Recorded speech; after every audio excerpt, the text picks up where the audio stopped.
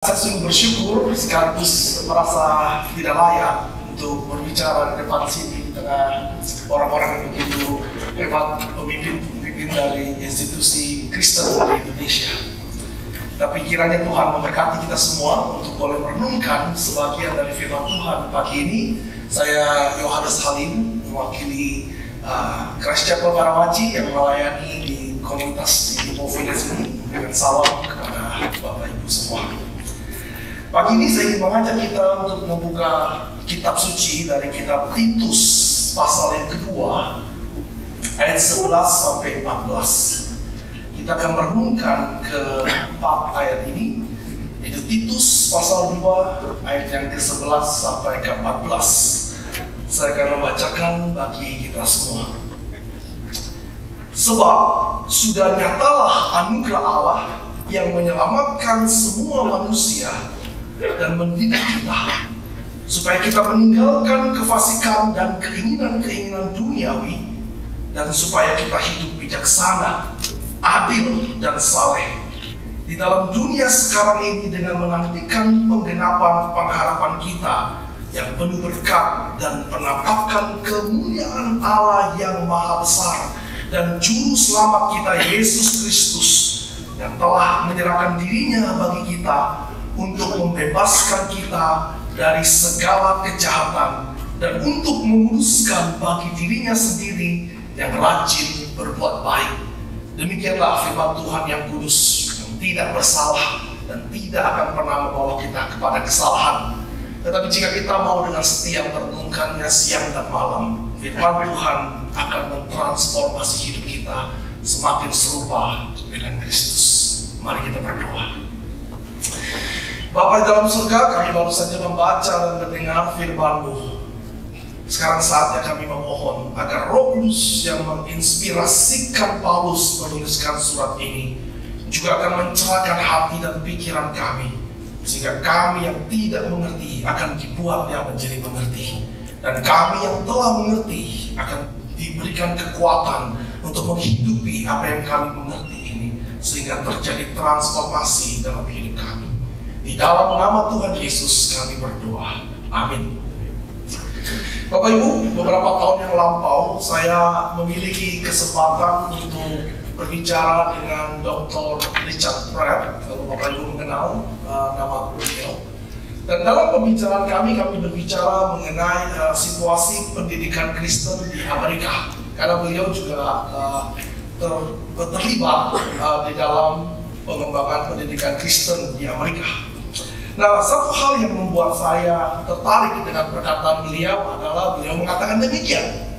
Yohanes, pendidikan Kristen di Amerika saat ini sedang terus-menerus, beliau menekankan sangat sekali kata terus-menerus, menyembah kepada dewa-dewa Kanaan, menyembah dewa Baal. Apa yang beliau maksudkan pada waktu itu adalah bahwa pendidikan Kristen terus-menerus melakukan sinkronisasi kepada standar dunia dan meninggalkan prinsip-prinsip firman Tuhan karena tuntutan dunia. Karena jika kita membaca perjanjian lama, maka sangatlah jelas bahwa penyembahan kepada Baal dan dewa-dewa Kanaan adalah ancaman terbesar bagi umat Allah dan ancaman yang paling bertahan lama. Kalau saudara membaca ratusan tahun, bangsa Israel menghadapi ancaman yang sama. Itu mereka yang seharusnya dituntut secara eksklusif menyembah Yahweh, mereka tertarik untuk menyembah Baal. Mengapa? Karena di tanah Kanaan itu, orang Kanaan berhasil, sukses untuk melakukan pertanian dan panen yang berhasil. Karena apa? Karena dewa hujan Baal memberkati mereka. Maka ketika mereka melihat orang Kanaan begitu sukses dan mendapatkan panen, maka mereka tertarik. Mungkin itu caranya untuk sukses. Maka mereka membuat orang Israel yang menetap di tanah Kanaan tergoda untuk menyembah Baal karena tuntutan untuk berhasil, tuntutan untuk mendapatkan panen yang sukses seperti bangsa Kanaan. Tidak ada cara lain, harus mengikuti cara hidup dan cara ibadah orang Kanaan. Apa yang terjadi kemudian? Kitab suci mencatat murka Tuhan bangkit terhadap orang Israel. Murka Tuhan menimpa mereka. Mereka adalah umat Tuhan yang telah menerima anugerah pembebasan dari perbudakan Mesir dan telah merasakan pemeliharaan Tuhan, tetapi mengikuti cara-cara sukses dari orang-orang di sekitar mereka dengan mengorbankan kesetiaan kepada Tuhan. Maka pagi ini saya ingin mengajak kita semua berpikir, bagaimana dengan pendidikan Kristen di Indonesia? Setiap pemangku kepentingan pasti ingin pendidikannya sukses, pasti ingin institusinya sukses.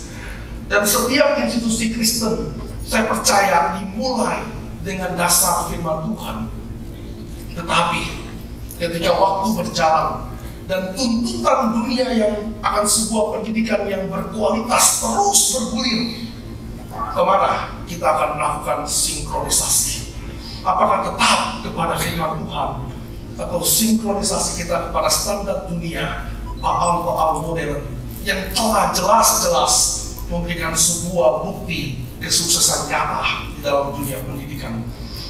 Saudara, di dalam Titus 2 ayat 11 sampai 14 ini, Rasul Paulus menjelaskan sebuah landasan teologis yang sangat penting bagi dunia pendidikan Kristen. Rasul Paulus memulai dengan sebuah kata bahwa the glory, the grace of God, atau anugerah Allah telah nyata, telah muncul, telah hadir. Dan Paulus menutup anugerah yang telah nyata itu sedang menantikan kemuliaan yang juga akan hadir. Di antara grace yang sudah hadir sambil menantikan the glory yang akan hadir, waktu Rasul Paulus menggunakan sebuah kata yang sangat dekat dengan dunia pendidikan, yaitu paidio, pendidik. Bagaimana anugerah di antara grace dan glory memberikan prinsip bagaimana kita harusnya mendidik umat Allah.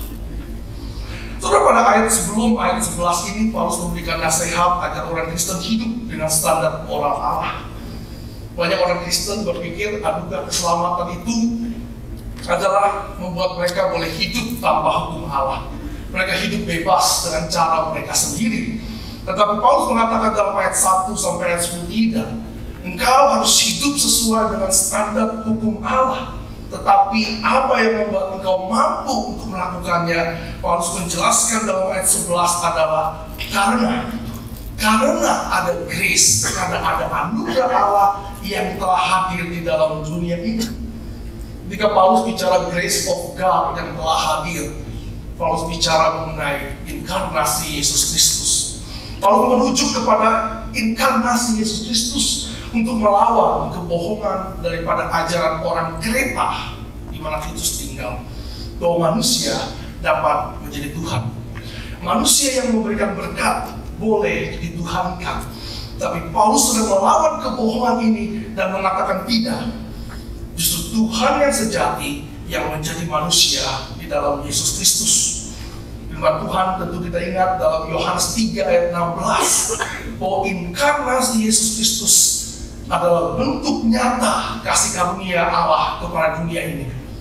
Kelahiran, kematian, dan kebangkitan Yesus Kristus adalah anugerah itu sendiri yang memungkinkan terjadinya keselamatan. Saudara, sebagai orang Kristen kita sering terjebak bahwa mungkin keselamatan hanyalah sekedar dibebaskan dari neraka dan hidup di surga. Tapi Paulus dalam ayat ini ingin mengajak kita untuk melihat bahwa realitas keselamatan jauh melampaui surga dan neraka. Di dalam teks ini Paulus menyinggung dua kelompok abadi, dua kelompok manusia yang selalu ada di dalam kekristenan. Itu kelompok yang hidup karena anugerah, maka dia boleh hidup sebebas-bebasnya tanpa mempedulikan standar moral Allah. Tapi Paulus mengatakan setiap orang yang diselamatkan tetap harus hidup sesuai dengan standar moral Allah. Dan kelompok yang kedua adalah kelompok yang terus-menerus berusaha menambahkan kesucian ke dalam hidupnya melalui segala ritual-ritual yang ada. Maka di dalam ayat 14, Paulus memberikan makna keselamatan yang menurut saya sangat kaya, yaitu apa? Bahwa keselamatan di dalam Yesus Kristus membebaskan kita dari dua kelompok ini. membebaskan kita dari kehidupan tanpa hukum, lawlessness, kehidupan yang seenaknya, kehidupan yang semena-mena. Dan yang kedua juga, keselamatan di dalam Yesus Kristus itu adalah keselamatan yang menyelamatkan atau menguduskan kita, sehingga tidak perlu lagi kita menambahkan apapun ke dalam kedua urusan ini.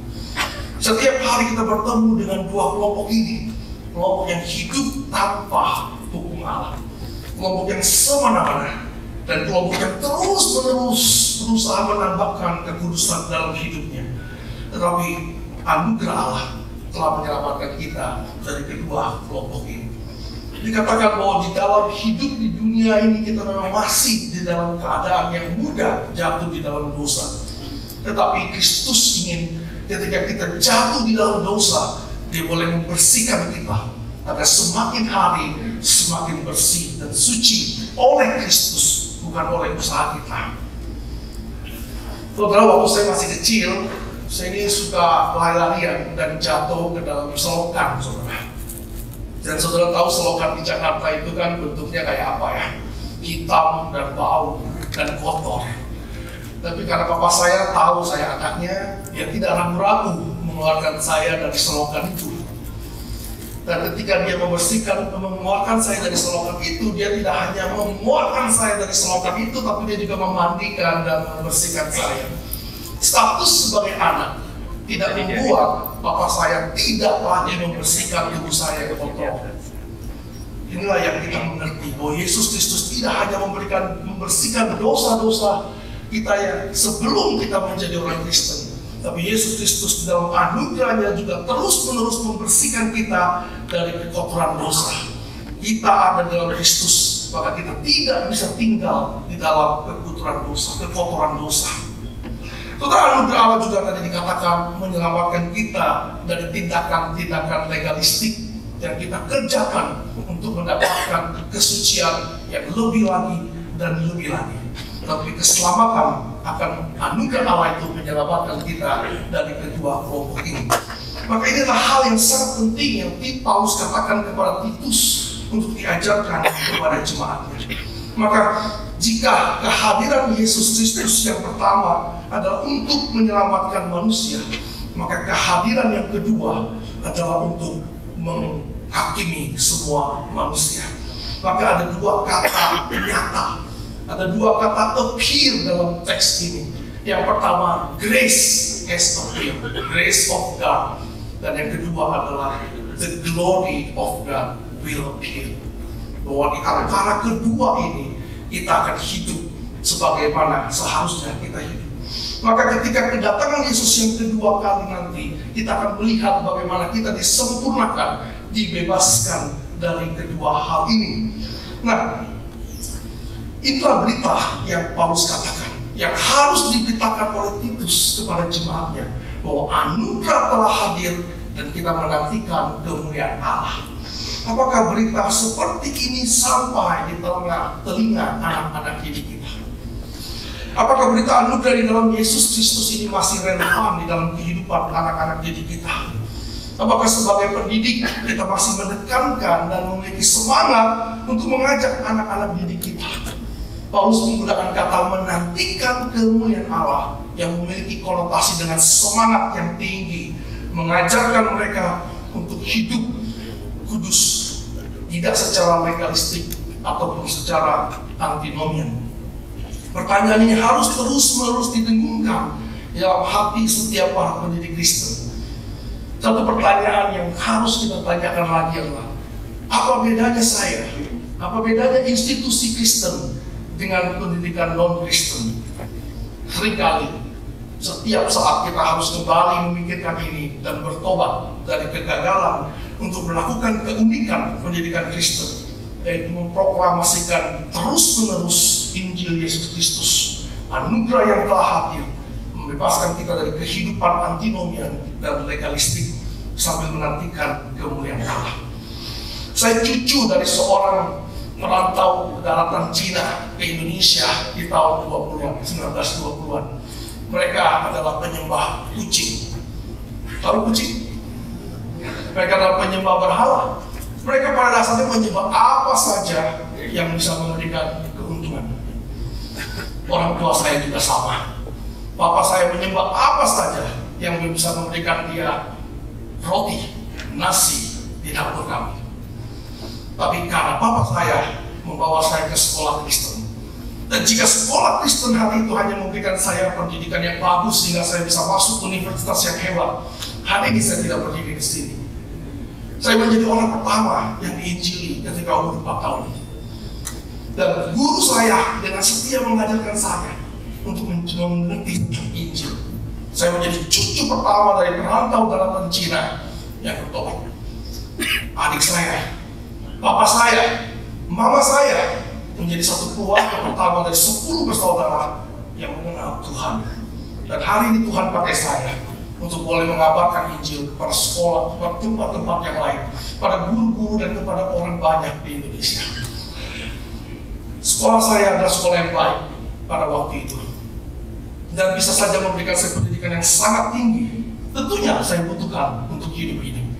Tetapi di antara semua kebutuhan yang paling penting adalah kebutuhan untuk setiap peserta didik bisa mendengar Injil dari Yesus Kristus. Saudara, yang kedua, di antara grace dan glory, Paulus menggunakan satu kata yang penting, yaitu kata paideia. Kata pendidik, yaitu anugerah juga mendidik. Bagaimana anugerah mendidik? Soalnya ketika Paulus menggunakan kata paideia, atau saudara semua sebagai seorang pendidik tahu kata pedagogi yang menjadi dasar daripada pendidikan ini, Paulus mengingat bahwa orang Yunani pada waktu itu mendidik secara khusus orang-orang Yunani untuk memiliki kehidupan yang baik, supaya mereka memiliki virtue, supaya mereka bijak dan bajik, supaya mereka bisa hidup. Atau dengan kata lain, di dalam bicara mengenai civilization, supaya orang hidup beradab.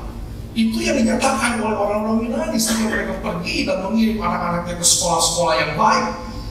Maka ketika Paulus menggunakan kata ini, Paulus juga memiliki konsep yang sama. Kita pun harus mendidik anak-anak kita di dalam kebajikan dan kebijakan. Tetapi Paulus tidak berhenti sampai di situ. Paulus mengaitkan paideia dengan sejarah keselamatan Allah. Paulus mengaitkan paideia bahwa kebajikan yang utama bukan sekedar hidup bajik dan bijak, tetapi bagaimana peserta didik bisa mengerti tentang rencana keselamatan Allah. Maka Paulus melampaui prinsip school of truth dari sekolah-sekolah di Yunani yang hanya mengajarkan kepada yang semata untuk kehidupan di dalam dunia ini. Paulus mengkaitkan bagaimana sekolah Kristen atau prinsip pendidikan Kristen lebih tepatnya mempersiapkan orang untuk hidup di dalam dunia dan juga hidup setelah kematian ini. Maka di dalam Titus 2 ayat 12, Paulus menunjukkan bahwa anugerah keselamatan di dalam Yesus Kristus, the grace of God, itu memiliki educative value. Paulus mengatakan anugerah ini di antara grace dan glory terus mendidik, terus memperbaiki tingkah laku orang Kristen. Dan Paulus dalam ayat 12 mengatakan anugerah ini mendidik orang untuk berkata no kepada kefasikan dunia ini, kepada nafsu dunia ini, dan mengatakan yes kepada hidup bijaksana, hidup yang bisa menguasai diri, hidup benar, dan hidup yang saleh. Saudara, hidup dalam kefasikan adalah hidup tanpa Allah, atau seolah-olah tidak ada Allah. Dalam prakteknya mungkin inilah hidup di dalam hawa nafsu dunia dan hanya memenuhi keinginan atau kepemilikan tanpa batas, kesenangan diri dan penerimaan dari zaman yang jahat ini. Hawa nafsu ini adalah keinginan berdosa dari sifat alamiah manusia. Maka grace akan mendidik kita untuk berkata no kepada hal ini. Anugerah akan mendidik kita untuk hidup di dalam penguasaan diri, dalam pengendalian diri, untuk hidup yang saleh. Dan Paulus mengatakan itu adalah hidup di zaman ini, in the present age. Maka kehidupan yang menguasai diri, yang benar sesuai dengan hukum Allah, dan yang saleh itu bukan nanti, tetapi sekarang. Paulus menuntut ini semua harus dilakukan sekarang. Dan itu hanya dapat dilakukan ketika anugerah menjadi mesin, menjadi motor di dalam pendidikan kita. Maka anugerah tidak sekedar membawa kita ke surga, tapi mendidik sementara menantikan surga untuk hidup sedemikian. Dan ketika kita gagal dalam hidup yang kudus, ketika kita gagal dalam menguasai diri, ketika kita gagal dalam hidup yang saleh, maka anugerah akan berdiri paling depan dan berkata, ada pengampunan, datanglah kepada Kristus dan ada pelukan hangat. Bukankah ini yang harus kita ajarkan kepada anak-anak kita? Bahwa mereka harus hidup sesuai standar Allah. Dan ketika mereka gagal, ada pelukan hangat dari Yesus Kristus yang akan mereka peluk. Dan setelah itu, anugerah akan kembali menuntut kita untuk hidup sesuai dengan prinsip-prinsip Allah. Setelah hidup bijaksana, hidup benar, hidup saleh, maka kata hidup yang dipakai oleh Paulus ini melampaui daripada pengertian hidup secara fisik, secara biologis, ataupun secara psikologis. Ini sebuah hidup yang disebut sebagai kehidupan shalom, sebuah hidup dalam keutuhan, kelengkapan, kebenaran yang sempurna di dalam kasih dan kedamaian, sambil menantikan di ultimate shalom. Sering sekali sekolah Kristen mengatakan mereka menjadi shalom community. Tapi apakah benar-benar shalom community dinyatakan di dalam Kristus, dalam anugerah yang menolong mereka, mendidik mereka untuk berkata no kepada kefasikan dan berkata yes kepada kesalehan. Saudara, ayat 14 ditulis Paulus dengan nuansa Gunung Sinai, saudara. Yaitu ketika Allah sedang berbicara mengenai sebuah bangsa yang kudus dan akan menjadi harta kesayangan Allah. Saya suka sekali Ella menggunakan harta kesayangan. Itu sesuatu yang sangat Allah rindukan untuk selama-lamanya dipegang oleh Allah. Maka ayat 14 Paulus mengatakan bahwa mereka pun akan menjadi kepunyaannya sendiri. Kata yang seharusnya sama, yaitu harta kesayangan. Anugerah Yesus Kristus datang untuk membebaskan kita dari kehidupan tanpa hukum, kehidupan yang bebas tanpa moral, dan juga menguduskan kita sehingga menyelamatkan kita dari tuntutan legalistik hidup ini. Untuk apa? Untuk menjadi harta kesayangan Allah, untuk menjadi umat kepunyaannya sendiri. Saudara, pendidikan Kristen harus membuat peserta didik memiliki kehidupan yang wajib dan bijak. Tapi apakah pada akhirnya mereka menjadi harta kesayangan Allah atau tidak? Apakah pendidikan Kristen bisa melakukan koreksi terhadap perilaku manusia yang bertentangan dengan Allah? Pendidikan Kristen harus membawa anak didik kita memiliki kehidupan shalom dan menjadi harta kesayangan Allah. Ini harus menjadi keunikan dari sekolah Kristen.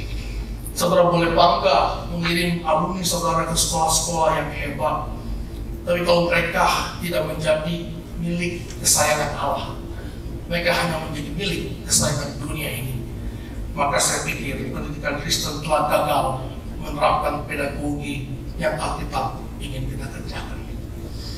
Saya tahu bahwa setiap institusi Kristen menghadapi tantangan yang sama, tapi situasi yang berbeda.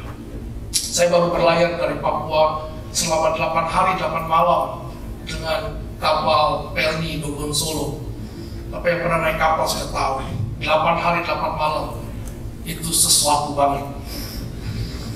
Di dek 2, dek paling bawah, dek yang penuh dengan goncangan dan hal-hal yang saudara tidak ingin lihat. Tapi tiba di Jayapura tiba di Jakarta dengan selamat. Goncangan angin, ombak kami hadapi. Bukan kapal yang besar ataupun kapal yang kecil, sekoci sekalipun ketika ditaruh di lautan, dia akan menghadapi ombak yang sama. Kalau saudara naik kapal pesiar, saudara bisa tertawa, tersenyum. Mungkin yang naik sekoci muntah-muntah sudah mau tenggelam, saudara, dengan ombak yang sama. Tetapi jika anugerah menjadi mesin kapal yang besar, pesiarnya, kapal yang kecil, maka kapal itu akan tiba dengan selamat. Karena Kristus menjadi jaminan dari pendidikan itu. Assalamualaikum warahmatullahi wabarakatuh. Shalom. Salam sejahtera dari Tuhan untuk kita semua.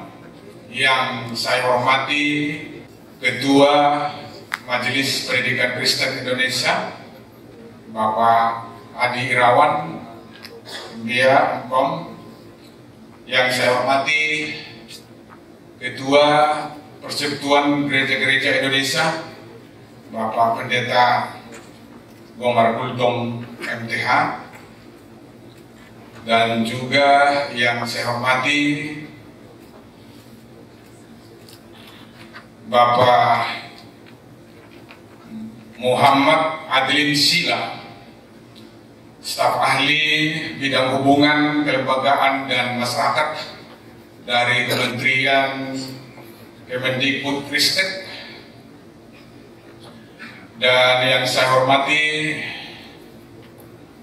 Rektor Universitas Pelita Harapan, yang saya hormati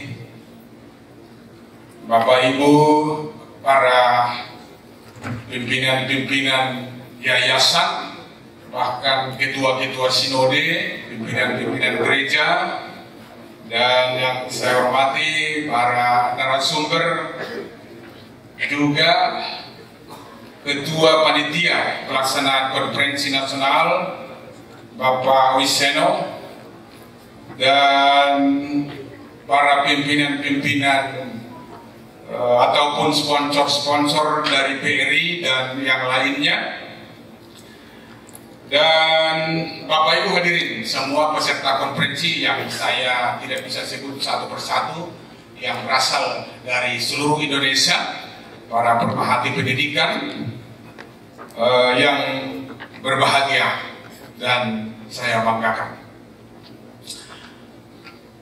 Pertama-tama, tidaklah berlebihan saya mengajak kita untuk bersyukur kepada Tuhan atas segala rahmat Tuhan kepada kita semua.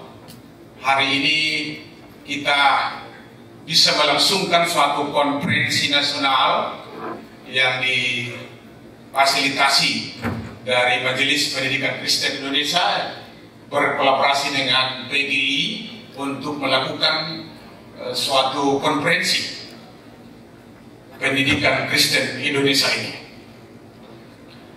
Yang kedua, izinkan saya menyampaikan salam hormat dari Ibu Direktur Jenderal Bimbingan Masyarakat Kristen, Ibu Dr. Jen Maritulung MPD, kepada kita semua, karena sesungguhnya dijadwalkan Ibu hadir di sini, tapi karena kegiatan-kegiatan yang bersamaan, saya ditunjuk untuk menghadiri sekaligus menyampaikan sambutan di acara konferensi nasional MPK kita di hari ini. Bapak dan Ibu yang saya hormati, apresiasi kepada MPK dan PGI yang boleh bekerja sama untuk memikirkan bagaimana mentransformasi pendidikan Kristen di negara kita yang kita cintai ini. Oleh sebab itu, saya memberikan apresiasi dan terima kasih. Tentu kita berharap kolaborasi kerjasama seperti ini dalam membangun pendidikan kita ke depan, kita harapkan bisa meningkatkan kualitas pendidikan Kristen di negara yang kita cintai ini. Bapak dan Ibu, pendidikan di Indonesia termasuk pendidikan Kristen tentu menghadapi berbagai problema yang mempengaruhi kualitas dan efektivitas proses pembelajaran. beberapa problema pendidikan Kristen, secara khusus pendidikan Kristen di Indonesia adalah satu, keterbatasan sumber daya dan fasilitas. Banyak sekolah-sekolah kita, terutama di daerah terpencil dan pedesaan, menghadapi keterbatasan dalam hal fasilitas dan sumber daya pendidikan. Keterbatasan ini mencakup infrastruktur fisik seperti gedung sekolah, ruang sekolah, perpustakaan, laboratorium, serta akses terhadap teknologi dan bahan ajar yang belum memadai. Problema kedua, pendidikan kita, ya, kualitas tenaga pendidikan. Kualitas guru dan tenaga pendidik seringkali menjadi tantangan bagi kita.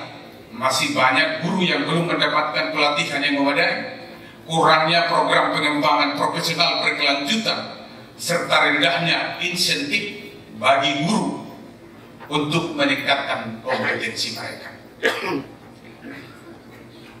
Problema yang ketiga adalah ketidaksetaraan akses pendidikan. Masih terdapat ketidaksetaraan dalam akses pendidikan, terutama di wilayah terpencil dan kurang berkembang. Anak-anak kita di daerah seringkali mengalami kesulitan untuk mendapatkan pendidikan yang layak dan berkualitas. Problematika berikut adalah tantangan kurikulum. Di negara kita ini paling sedikit dia 8 kali perubahan kurikulum sepanjang negara kita ini merdeka. Sampai terupdate sekarang adalah kurikulum merdeka. Jadi ada dari kurikulum 70, kurikulum CBSA, kurikulum KTSP dan seterusnya sampai sekarang. Nah, mudah-mudahan ini kita terakhir kurikulum merdeka ini. Mudah-mudahan ini ada pergantian pimpinan kita lagi, ya. Mudah-mudahan ini bisa dilanjutkan, ya. Tapi kalau nanti kebijakannya ada lagi kurikulum baru, kita harus juga mengikuti dan ikut dengan kebijakan itu. Kurikulum yang diterapkan seringkali juga artinya tantangan dalam mengintegrasikan nilai-nilai kekristenan di dalam kurikulum, ya, yang mengurangi kualitas akademik. Problema berikut adalah pendanaan dan manajemen. Masalah pendanaan adalah salah satu kendala besar yang dihadapi oleh banyak sekolah-sekolah Kristen. Pendanaan yang terbatas mempengaruhi berbagai aspek, termasuk gaji guru, pemeliharaan fasilitas, dan pengadaan bahan ajar. Manajemen sekolah juga perlu ditingkatkan agar lebih efisien dan efektif dalam penggunaan sumber daya yang ada. Problema pendidikan yang ketujuh adalah tantangan identitas dan nilai-nilai kekristenan. Sekolah Kristen seringkali menghadapi tantangan dalam menjaga dan mengintegrasikan identitas serta nilai-nilai Kristen dalam konteks pendidikan yang beragam. Ini termasuk tantangan dalam mengajar siswa dari latar belakang agama yang berbeda dan memastikan bahwa nilai-nilai kekristenan itu tetap dalam pendidikan tanpa menimbulkan diskriminasi. Tantangan berikut adalah pengaruh globalisasi dan teknologi. Globalisasi dan kemajuan teknologi membawa tantangan baru bagi pendidikan kita. Sekolah-sekolah Kristen perlu beradaptasi dengan cepat terhadap perubahan ini untuk tetap relevan dan memberikan pendidikan yang up to date. Ini termasuk penggunaan teknologi dalam pembelajaran dan penyesuaian kurikulum dengan kebutuhan global. Problem berikut adalah partisipasi orang tua dan masyarakat. Partisipasi orang tua dan masyarakat dalam pendidikan masih perlu ditingkatkan. Kerjasama yang baik antara sekolah, orang tua, dan komunitas sangat penting untuk mendukung proses pendidikan yang menciptakan lingkungan belajar yang kondusif. Nah, termasuk tadi apa yang dijelaskan oleh Bapak Ketua PGI, artinya Pengalaman kami seringkali pendidikan Kristen itu antara yayasan dan gereja itu tidak sejalan. Padahal sesungguhnya yayasan ini dibentuk oleh gereja untuk mengelola sekolah ini. Nah, ini yang sering terjadi sehingga pengelolaan pendidikan kita tidak begitu bersinergi antara gereja dan yayasan. Saya yakin dan percaya ketika gereja bisa bersinergi dengan yayasan ini, sekolah-sekolah Kristen kita akan maju. Nah, satu contoh yang telah dipertontonkan MPK dengan PGI sesungguhnya sudah membuka jalan untuk sama-sama berkolaborasi memikirkan sekolah Kristen kita di negara yang kita cintai. Sehingga sekolah itu pun bisa menyelesaikan atau menjawab tantangan-tantangan kolaborasi dari persoalan problematika yang telah saya sebutkan tadi. Nah, untuk mengatasi berbagai problem ini diperlukan upaya bersama dari berbagai pihak, termasuk juga pemerintah, lembaga pendidikan, gereja, dan masyarakat. Kolaborasi yang kuat, komitmen untuk meningkatkan kualitas pendidikan dan inovasi dalam pengajaran serta manajemen sekolah adalah kunci untuk membawa perubahan yang positif bagi pendidikan Kristen di negara yang kita cintai ini. Bapak dan Ibu, tentu dalam konferensi inilah ya diharapkan kita akan mendiskusikan berbagai aspek penting dari problema tadi, seperti tenaga pendidik, fasilitas pendidikan, serta dukungan spiritual dan moral bagi para siswa kita. Saya berharap melalui konferensi ataupun diskusi ini dan sesi kerja dan konstruktif, kita dapat merumuskan solusi dari strategi yang efektif untuk mengatasi berbagai tantangan yang dihadapi oleh pendidikan kita, bisa mentransformasi pendidikan kita ke arah yang lebih berkualitas. Saya juga mengajak seluruh peserta konferensi untuk aktif berpartisipasi, berbagi pengalaman, dan saling mendukung dalam upaya meningkatkan kualitas pendidikan di sekolah-sekolah Kristen. Marilah kita bersama-sama memperkuat jaringan kerjasama kita dan membangun sinergi yang positif demi kemajuan pendidikan Kristen di negara yang kita cintai ini. Akhir kata, saya mengucapkan terima kasih kepada semua pihak yang telah berkontribusi dalam penyelenggaraan konferensi ini. Semoga Tuhan senantiasa memberkati semua upaya dan kerja keras kita dalam melaksanakan konferensi 1-2 hari ini. Selamat mengikuti konferensi, semoga memberikan manfaat besar bagi kita semua dalam meningkatkan kualitas pendidikan Kristen di negara yang kita cintai. Sekian dan terima kasih. Tuhan memberkati kita. Assalamualaikum warahmatullahi wabarakatuh. Salam. Yang saya hormati, saya harus menyebut tuan rumah dulu, karena kalau tidak kita nanti diusir. Bapak Jonathan Limbom Parapak, yang juga rektor UPH. Kita ternyata satu kampung, Pak. Saya Bugis Makassar, beliau dari Toraja, ada Mandar. Ini 4 suku yang menjadi mayoritas di Sulawesi Selatan. Nanti kita kontak-kontakan, Pak. Saya baru tahu kalau Bapak dari Toraja. Terima kasih atas penyambutan Bapak di acara yang saya kira luar biasa ini. Saya juga ingin menyampaikan terima kasih kepada Pak Andi Irawan. Ketemu lagi, Pak. Tahun lalu kami yang juga diminta mewakili Pak Nadiem untuk memberikan kata sambutan juga di tempatnya itu di sini, di Penabur ya. Cuma foto saya nggak ada, Pak, di sini. Saya keburu pulang ya dengan Pak Muhajir waktu itu. Ya. Yang saya hormati, ini sering ketemu nih Pak Gultom, Pak Pendeta, Ketua PGI, Pak Jeki Manuputi. Kami sama-sama di Kemenak dulu Pak, ya, menggagas moderasi beragama. Nah, tadinya saya sudah punya sambutan ingin berbicara tentang moderasi beragama. Cuma karena ada Pak Pendeta Gultom di sini dan Pak Jeki, saya jadinya nggak jadi untuk bacakan. Karena saya tahu beliau pasti hafal apa yang saya ingin sampaikan.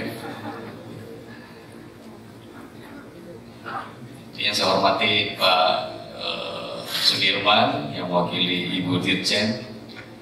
Kebetulan hari ini ada acara di Kemenak ya, di mana Gus Menteri hadir. Saya yakin semua Dirjen Dimas hadir di situ. Ya. Jadi mohon maaf nanti saya akan pamit duluan karena akan hadir juga di Kemenak pada hari ini mewakili Pak Nadiem.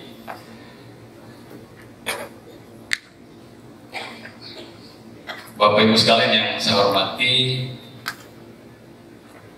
para pimpinan sinode gereja, perguruan tinggi, swasta, pimpinan yayasan pendidikan Kristen, komunitas dunia usaha dan dunia industri, MPK dan MPKW. Ini saya nyontek ini 7 pilar ya yang hari ini hadir sekitar 700 orang ya.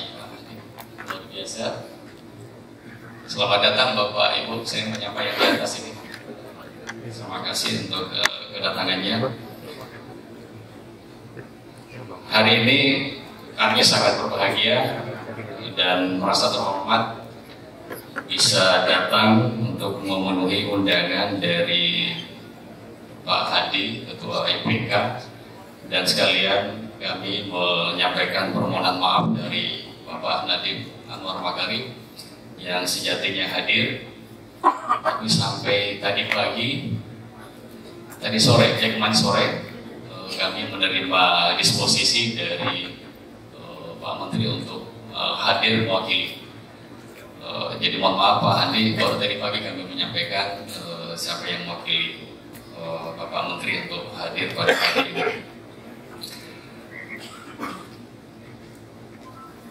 Kami sangat juga senang dengan tema konferensi hari ini tentang transformasi pendidikan Kristen, karena kami di Kemendikbudristek di bawah kepemimpinan Pak Nadiem Makarim memang saat ini sedang melakukan perubahan secara luar biasa pendidikan tinggi di bawah Kemendikbudristek, mulai dari tingkat dini sampai ke perguruan tinggi. Meskipun sejak otonomi daerah, pendidikan atau penanganan atau penyelenggaraan pendidikan itu dibagi dalam hal kewenangan. Nah, tadi misalnya Pak Gultom sudah membocorkan bahwa sejak otonomi daerah di Kemendikbudristek di pusat itu hanya menangani pendidikan tinggi. Ya. Sementara SD SMP itu diberikan ke Pemda Kabupaten dan SMA ke Pemprov. Jadi kalau ada misalnya anggota dewan yang misalnya marah-marah, misalnya mengkritisi persoalan guru di SD, SMP, dan SMA, itu biasanya dan semestinya memang ya marah-marahnya itu dibagi, ya, tidak ke Pak Menteri aja gitu. Ya. Dan kami memang saat ini ingin kami sampaikan melalui kurikulum Merdeka, kita fokus pada bagaimana menyejahterakan ya, dan meningkatkan kapasitas dari para guru kita. Target 1 juta guru P3K. P3K itu pegawai kontrak dengan perjanjian apa Bu? Pegawai dengan perjanjian kerja P3K. Ibu hafalin. Sampai saat ini kita baru setahun yang lalu itu baru sampai 500-an ribu. Kemarin terdata itu mencapai 800 ribu. Artinya belum mencapai 1 juta. Nah, persoalan yang sering kita hadapi itu karena Pemda yang harus mengusulkan jumlah guru atau formasi yang akan diangkat. Nah, persoalannya ketika misalnya formasi itu dibuka di 3T, ya, 3T apa dia Bu? Tertinggal, terdepan, bukan terlupakan ya Bu ya, terluar. Nah, ketika formasi itu dibuka, banyak yang kemudian mundur, ya, atau yang ikut tes lulus dengan harapan bisa pindah. Nah, ini yang kemudian usulan dari daerah itu semakin lambat, dan ini akan mempersulit kita untuk memenuhi target 1 juta guru. Terus terang memang yang diangkat ini adalah guru yang sudah menjadi guru honorer di sekolah-sekolah kita.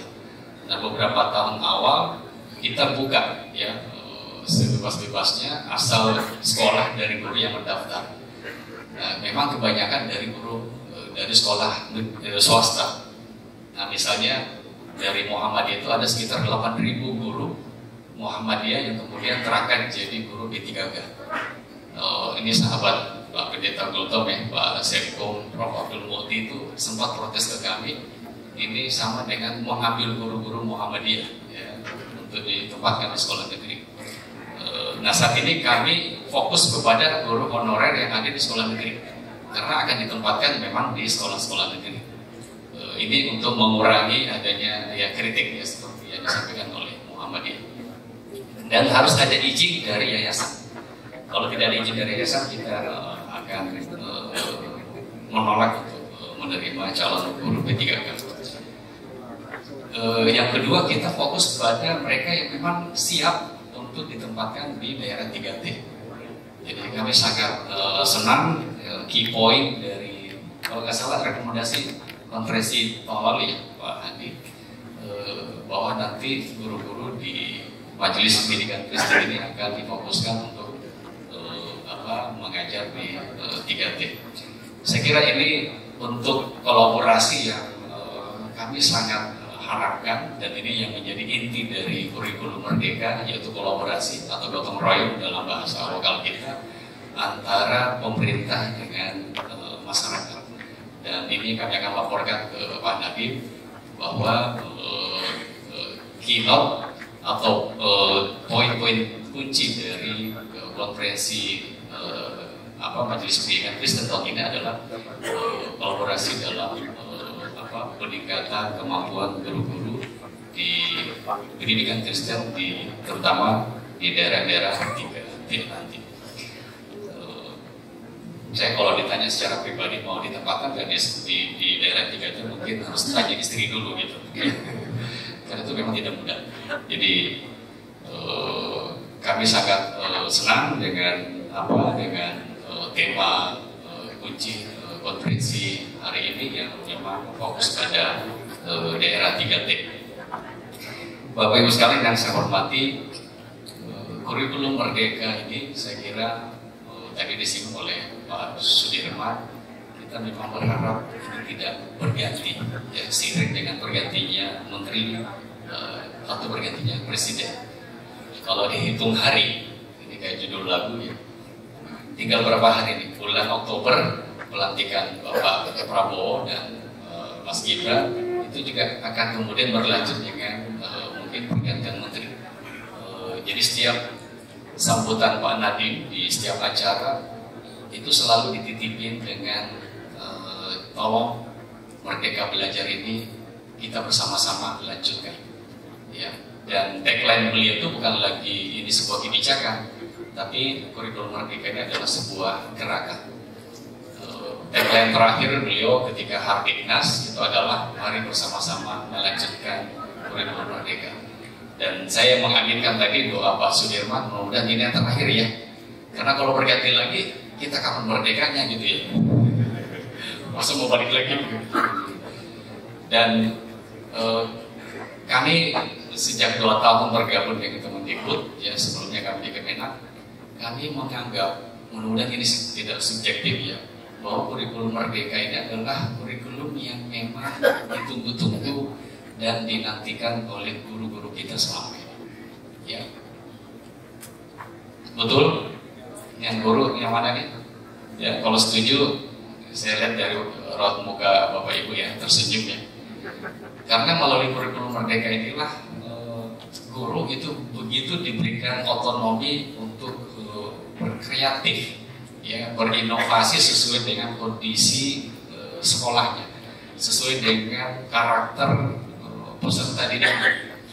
Karena mereka diberikan kesempatan untuk berkolaborasi dengan semua pihak di dalam membantu memajukan sekolah di mana mereka mengajar.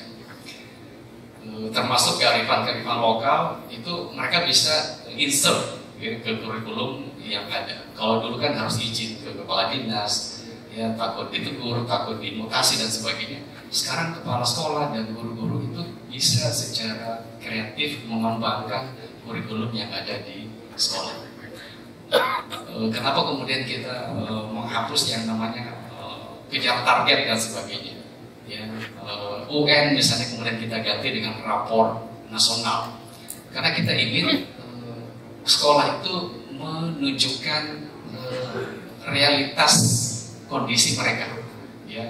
Jadi tidak ada make up, ya, tidak ada bluffing gitu ya, glorifying, dramatisasi dan sebagainya. Yang kita butuhkan adalah apa yang betul-betul menjadi karakteristik dan keunikan dari sekolah masing-masing. Jadi mulai sekarang kita melihat ada kemajuan meskipun agak lambat, tapi suatu saat nanti buah itu akan kita petik, ya. Dan setiap kita ke daerah, yang kita dengar adalah cerita-cerita bahagia, ya, guru-guru yang ada di Papua, guru-guru yang ada di NTT, guru-guru yang ada di Sanggau, di Sabang, yang masuk dalam 3T, cerita tentang bagaimana mereka sekarang begitu bebas, ya, merdeka untuk mengembangkan kurikulum sesuai dengan kebutuhan siswa. Jadi prinsip dari kurikulum merdeka ini adalah jadikan sekolah itu adalah tempat yang nyaman, ya, yang aman, yang membahagiakan untuk peserta didik. Ya, tidak ada lagi persoalan kami adalah daerah tertinggal, tidak mungkin bisa mengejar pencapaian yang ada di Jawa dan sebagainya. Tapi kami punya pencapaian masing-masing yang memang berangkat dari kebutuhan kita masing-masing. Nah, oleh karena itu salah satu kunci dari transformasi yang kita buat di awal kepemimpinan Pak Nadiem itu adalah transformasi digital. Ini bukan karena Pak Nadiem dikenal dengan Gojeknya ya, tapi memang betul-betul di era kekinian mereka yang menguasai teknologi digital lah yang bisa melakukan transformasi yang bisa menjangkau semua wilayah, no matter mereka tinggal di mana, ya, no matter mereka dari latar belakang sosial yang mana, itu mereka bisa akses ke materi kurikulum Merdeka Belajar. Nah, untuk guru secara khusus kita ada yang namanya platform Merdeka Mengajar. Ya, alhamdulillah ketika semua pusat data dihack, ya, platform Merdeka Mengajar ini selamat Pak, ya, tidak sempat down, tapi ini hanya satu dari dua yang selamat Pak. Jadi di Kemendikbud itu kita ada 49 layanan digital, hanya dua yang selamat, ya, termasuk platform Merdeka Mengajar dan PD Dikti. Nah, ini yang dosen-dosen pasti tahu ya, data-data sistem itu kan di input di PD Dikti. Itu selamat Pak. Kalau enggak ya mungkin Bapak Ibu dosen-dosen harus scan lagi ya,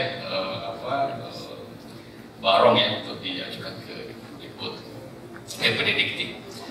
Nah, platform Merdeka Mengajar ini yang membuat semua guru, siapapun dia, dimanapun mereka tinggal, apapun kesibukannya, itu bisa belajar dengan guru-guru yang lain di platform Merdeka Mengajar ini.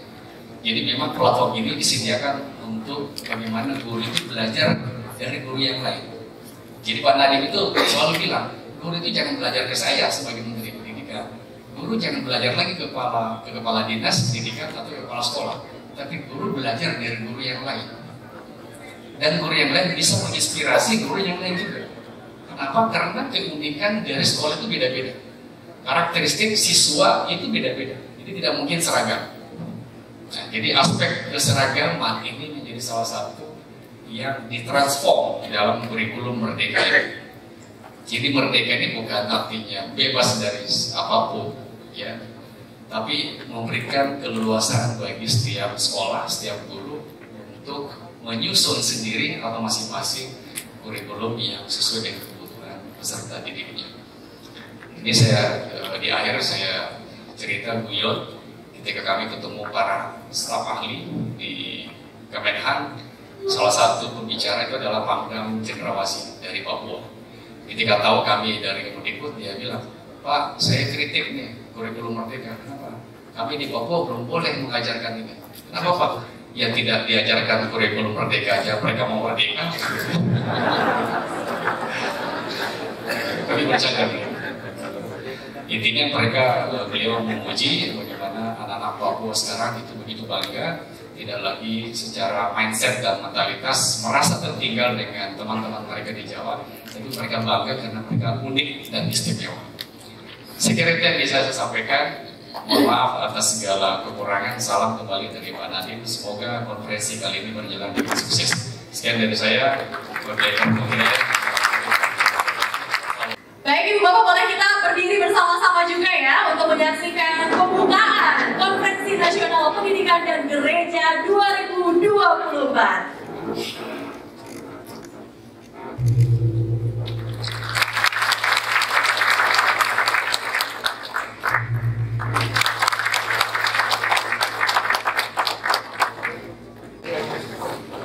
Bapak Ibu juga rekan-rekan sekalian, secara simbolis adik-adik dari Sekolah Lentera Harapan Gunung Muria Karawaci akan memberikan cendramata berupa topi bulu cendrawasih kepada ketujuh orang perwakilan dari 7 pilar ini. Silakan adik-adik boleh diberikan.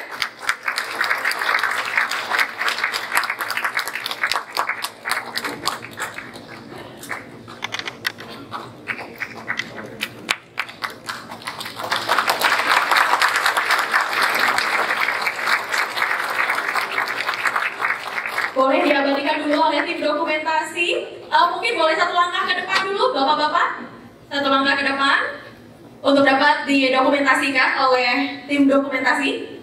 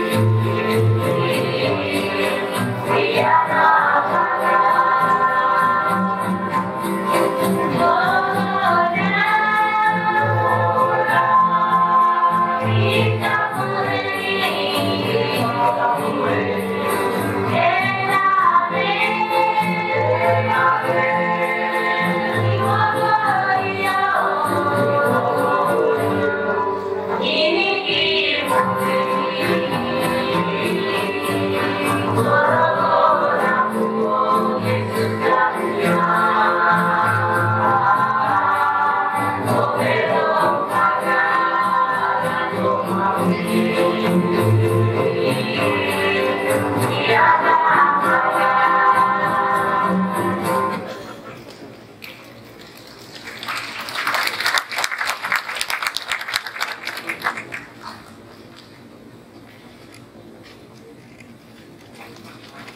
kita akan mendengarkan testimoni langsung nih dari adik di Sekolah Lentera Harapan Gunung Muria. Silakan. Shalom Bapak Ibu yang terhormat. Perkenalkan, nama saya Ropa Wakut. Saya berasal dari Sekolah Lentera Harapan Gunung Muria.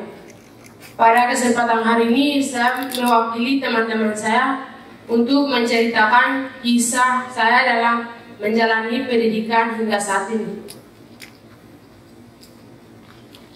Di kampung saya ada beberapa bangunan sekolah, tetapi tidak ada guru yang mengajar kami.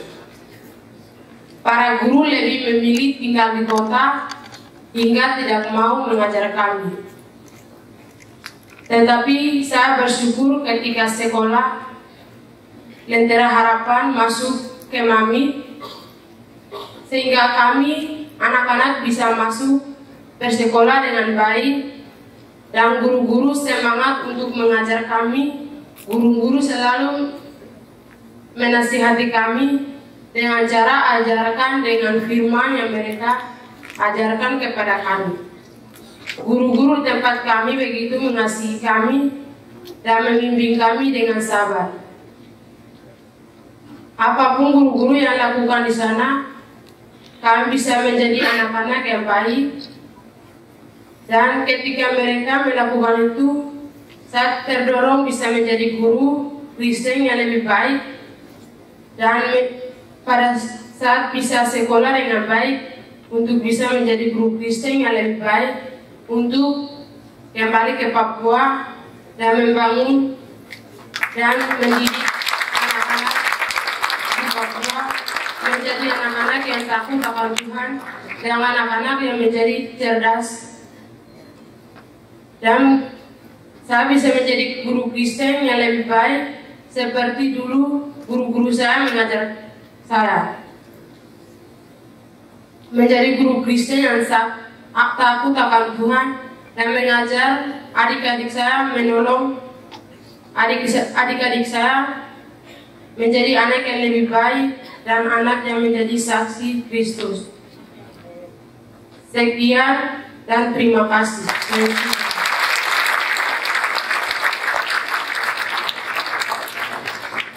Di SMP dan SMA, kami seakan tidak menemukan jalan keluar berhadapan dengan kompleksitas persoalan yang ada. Yayasan Pendidikan Masehi di Sumba, YAPMAS, dan juga sekolah-sekolah yang dikelola oleh YAPMAS hanya ada, berjalan, bertahan karena topangan dan bantuan pemerintah.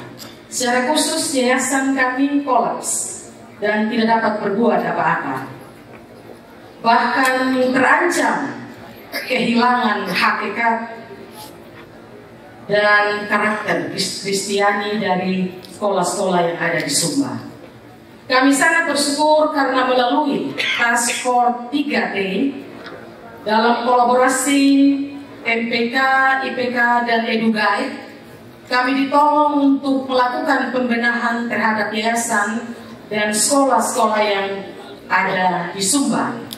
Dan bermula memang dalam perjumpaan kami dengan pihak IPK di Jakarta. Lalu kemudian ada komunikasi yang intens dan pada akhirnya kami dikunjungi.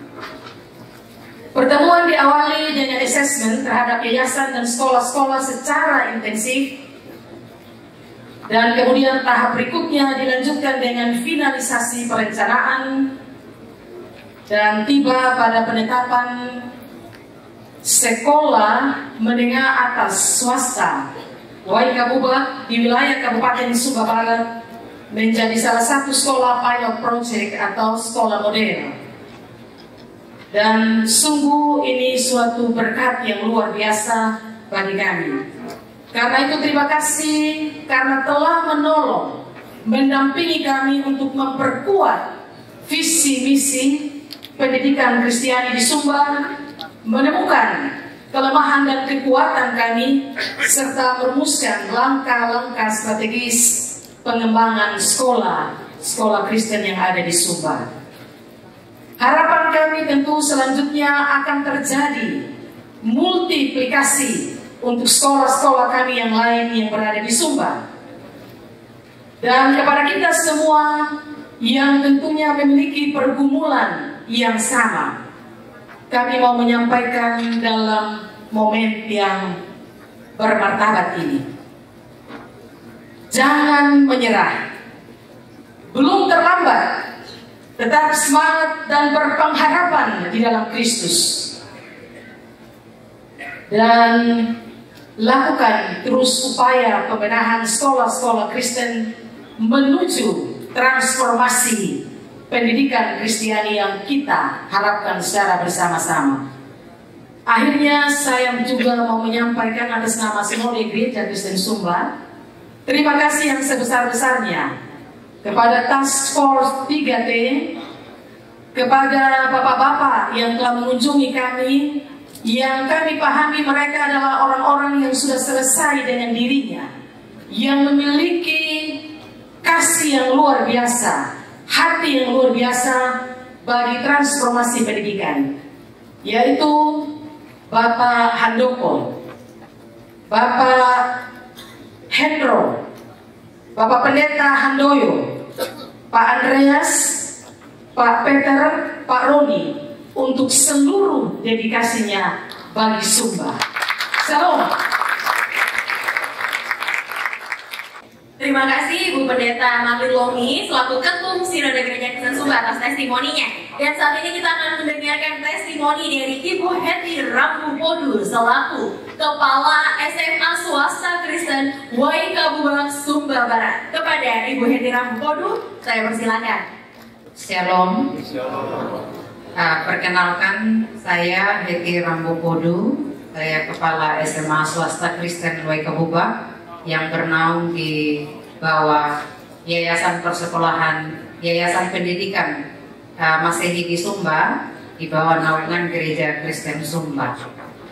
Sebelumnya saya harus menyampaikan bahwa ini adalah sebuah kehormatan bagi saya, karena sejujurnya saya berdiri di sini dengan perasaan yang sangat gugup, karena saya berdiri di depan Bapak Ibu yang hebat dan luar biasa. Izinkan saya untuk menyampaikan testimoni kami sebagai sekolah yang dipilih untuk menjadi pilot project program MPK di bawah naungan atau di bawah program Task Force 3T, di bawah bimbingan Pak Handoko, Pak Handoyo, Pak Hendro, Pak Peter, Pak Roni, dan yang sudah disampaikan oleh Ibu Ketua Umum tadi.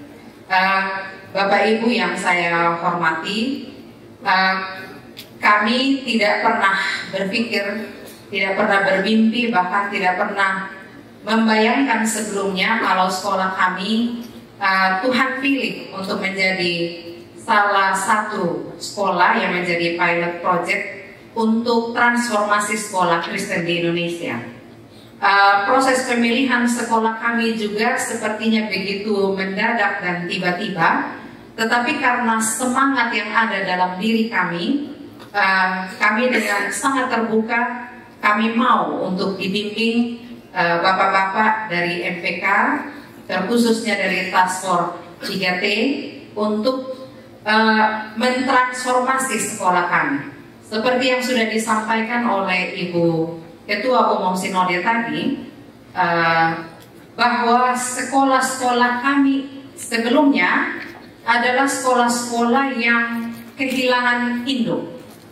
Kami punya yayasan, tetapi yayasan kami pada waktu itu dan sekian lama mati suri, kalau boleh dikatakan demikian. Tetapi puji Tuhan, sekolah-sekolah kami tetap bertahan itu sebenarnya kami percaya bahwa karena Tuhan ada dalam sekolah kami. Mengapa seperti itu? Karena kami meyakini bahwa sekolah adalah ladang pelayanan kami. Bahwa anak-anak yang ada di sekolah kami adalah tuayan-tuayan yang Tuhan berikan untuk kami tanamkan karakter Kristus di dalam diri mereka. Mungkin hati kami yang penuh kesungguhan untuk tetap melayani anak-anak tanpa asuhan, itulah yang Tuhan lihat. Sehingga pada akhirnya Tuhan mengirimkan orang-orang luar biasa dari MPK Task Force 3T untuk membimbing kami, untuk menata kembali dan untuk mengajari kami bagaimana menata manajemen sekolah. Dari Task Force 3T ini dengan melalui MPK juga dari EduGuide dan Yayasan IPK berkunjung ke sekolah kami, mengadakan revitalisasi dan transformasi sehingga kami bisa menjadi sekolah Kristen yang baru dan kemudian bisa menjadi mandiri dan tentunya menjadi sekolah Kristen yang berdampak dan berbuah bagi peserta didik kami. Di dalam perjalanannya Bapak Ibu, sekolah kami sekarang sudah dalam proses implementasi atau menjalankan apa yang sudah ditanamkan atau yang sudah diajarkan kepada kami. Dan pada bulan September yang akan datang, tim dari Task Force 3T juga akan kembali ke sekolah untuk mengadakan review atau evaluasi. Jadi kami mohon Bapak Ibu mendoakan kami agar kami juga menjadi mengimbas sekolah-sekolah kami yang lain. Kalau program ini berhasil, kami juga akan dengan hati yang penuh kasih juga akan membimbing sekolah-sekolah di bawah binaan Yakmas, supaya sekolah-sekolah Kristen ini tidak hanya sekedar menjadi sekolah-sekolah Kristen biasa-biasa saja, menjalankan fungsi sebagai sekolah tanpa ada revitalisasi atau transformasi di dalamnya. Karena itu pada kesempatan ini kami sungguh berterima kasih kepada MPK, Task Force 3T dan semua tim yang dengan kasih yang luar biasa membimbing kami untuk menjadi sekolah Kristen yang lebih luar biasa. Dan tentunya kami yakini bahwa semua ini bukan karena kehebatan kami, bukan karena kekuatan kami. Kami sangat meyakini ini adalah pekerjaan Tuhan bagi sekolah kami. Kami percaya ini adalah waktunya Tuhan untuk mentransformasi sekolah kami. Karena itu sekali lagi terima kasih dan juga terima kasih untuk kesempatan yang sangat berharga dan bermartabat bagi kami di tempat ini. Demikian, dan saya juga membagikan satu nats firman bagi kita semua agar kita bergandengan tangan, dan saya berharap sekolah-sekolah Kristen yang ada di Indonesia tidak ada persaingan, tetapi justru saling bergandengan tangan karena kita menanamkan karakter Kristus bagi anak-anak kita. Karena itu Bapak Ibu, dengan Ibrani 10 ayat 24 saya mengajak kita semua, dan marilah kita saling memperhatikan supaya kita saling mendorong dalam kasih dan dalam pekerjaan baik. Terima kasih dan shalom. Lama rasanya waktu mendengar tidak perlu disebutkan gelarnya. Kalau MPK di gereja sering menggunakan gelar. Kita sebagai pengusaha biasanya pakai apa? Saya cukup senang sekali dengan 3T tadi ya. Saya tadi melihat teman-teman seperti Pak Handoko. Pak Handoko dulu adalah country manager dari Compassion. Satu organisasi, the largest organisasi para church di Indonesia ya. Dan Pak Hendro itu adalah bekas direkturnya Astra. Direktur Astra. Karena ada puluhan atau ratusan orang yang terlibat di 3T ya. Kalau saya waktunya agak sedikit mepet ya. Karena saya lihat dari jam, sebenarnya saya mulai pukul 11, ternyata sudah 30 menit agak terlambat. Saya agak cepat sekali. Bahannya ini cukup banyak slide-nya, ada 60 lebih slide saya siapkan. Ya, hampir 20 jam mempersiapkan ini sambil merenungkan. Saya kadang-kadang merenungkan 400 tahun yang lalu misalnya. Kenapa sekolah Kristen pertama kali Kristen di Jakarta ternyata tutup? Kadang-kadang saya merenungkan 70 tahun yang lalu ketika Penambur berdiri. Kadang-kadang saya merenungkan juga beberapa 20 tahun terakhir, 30 tahun terakhir, dan banyak hal yang saya coba tuangkan. Saya yakin puji Tuhan setelah 2 tahun MPK kepengurusan ini, saya ingin hari ini ingin membuat beberapa proposisi strategi yang nanti. Saya sadar mungkin sebagian akan terasa kontroversial, tapi coba direnungkan baik-baik. Strategi is a choice. Harus ada keberanian untuk membuat strategi. Tidak mungkin menyukakan semua pihak, tapi kita mencapai satu optimal. Dan saya harap ini akan menjadi masukan buat peserta di seluruhnya, untuk 7 LCD. Karena kita ingin membuat range track yang menjadi bagian dari roadmap sepanjang untuk menatap 2030. Nah, untuk sekian kata, saya lagi ada banyak datanya saya tidak uraikan satu persatu, karena seluruh slide ini saya akan postingkan di grup konfirmasi. Nah, cuma saya lihat pesertanya ada 700 lebih, di grup saya perhatikan tadi ada 613. Jadi ada 90 yang tidak merespon, tidak mau masuk dalam grup. Oke? Saya tidak tahu, tapi silahkan yang tidak merasa masuk di dalam grup konfirmasi, nah, silahkan minta invite. Saya yakin bahwa saya sudah di-invite, tapi mungkin WA-nya, di style-nya ada by invitation. Begitu di-invite, tidak mau merespon, ya. Jadi nggak merespon, mungkin barangkali cari cara lain untuk mendapatkan bahan itu. Dan salah satunya begitu. Bagus sekalian, saya akan cepat, ini tidak ada klikernya, nanti text ya. Dan beberapa data cepat. Saya sadar dengan banyak data seperti ini, nanti bagus sekalian mungkin tidak bisa mencerna, tapi saya akan postkan. Dan silakan nanti bagikan di yayasan, di gereja, di FKIP, dan tempat lain sebagai bahan untuk diskusi lebih lanjutnya. Tapi saya berharap melalui data-data ini kita paling tidak punya feeling trennya kemana dan apa yang bisa terjadi. Oke, untuk sekalian, mari kita lihat. Isinya adalah 7 hal, ya. Saya kalau membuat poin biasanya 3 dan 7 aja, ya. Kalau bisa di kelas 3, kalau tidak kelas 7. Kenapa? Saya pencang memori. Manusia itu sulit menghafal di atas 7, ya. Tapi 3 itu terbaik. Tapi kalau sudah 3, 7. Kalau kita lihat jumlah sekolah siswa Kristen Indonesia, jumlah sekolah Kristen di Indonesia, 17 pendidikan, struktur keuangan, ekosistem pipeline guru, membantu sekolah Kristen 3T, dan kemudian penutupnya, ya, 3H dari heart and head menuju ke head. Mari kita lihat data pertama sekalian. Dari data ini kita melihat berapa jumlah sekolah yang ada di bawah Kemendikbudristek. Ingat, sekolah di Indonesia itu ada di bawah Kemendikbudristek dan satunya di bawah Kemenang. Saya berharap ini jadi pemikiran besar buat kita. Karena kita sekolah Kristen, kita harus memikirkan 2 hal seperti ini. Di Kemendikbudristek kita perhatikan jumlah SD-nya totalnya sekitar 148.000, SMP-nya sekitar 42.000, SMA selalu dibagi 2, SMA dan SMK masing-masing 14.000 sekian dan 14.000 sekian, di jumlah kira-kira 29.000. Jadi SD-nya relatif cukup banyak, itu pengantarnya. Dan di slide berikutnya sekalian, datanya sekarang pertumbuhan sekolah. Saya lihat dari 10 tahun yang lalu sampai 2023-2024. Nah, tidak perlu mencerna angkanya, tapi dari grafiknya pertumbuhan sekolah relatif ada pertumbuhan. Kenapa? Karena negara kita memiliki natalitas kira-kira sekitar 1,2%. Jadi masih banyak bayi-bayi yang lahir. Jadi sekolahnya ternyata bertumbuh, merespon dari jumlah penduduk yang lebih banyak, akhirnya juga ada pertumbuhan jumlah sekolah. Walaupun tentunya tidak spektakuler, tapi kita bersyukur di banyak negara Eropa, Amerika, beberapa negara mengalami pertumbuhan populasi yang negatif.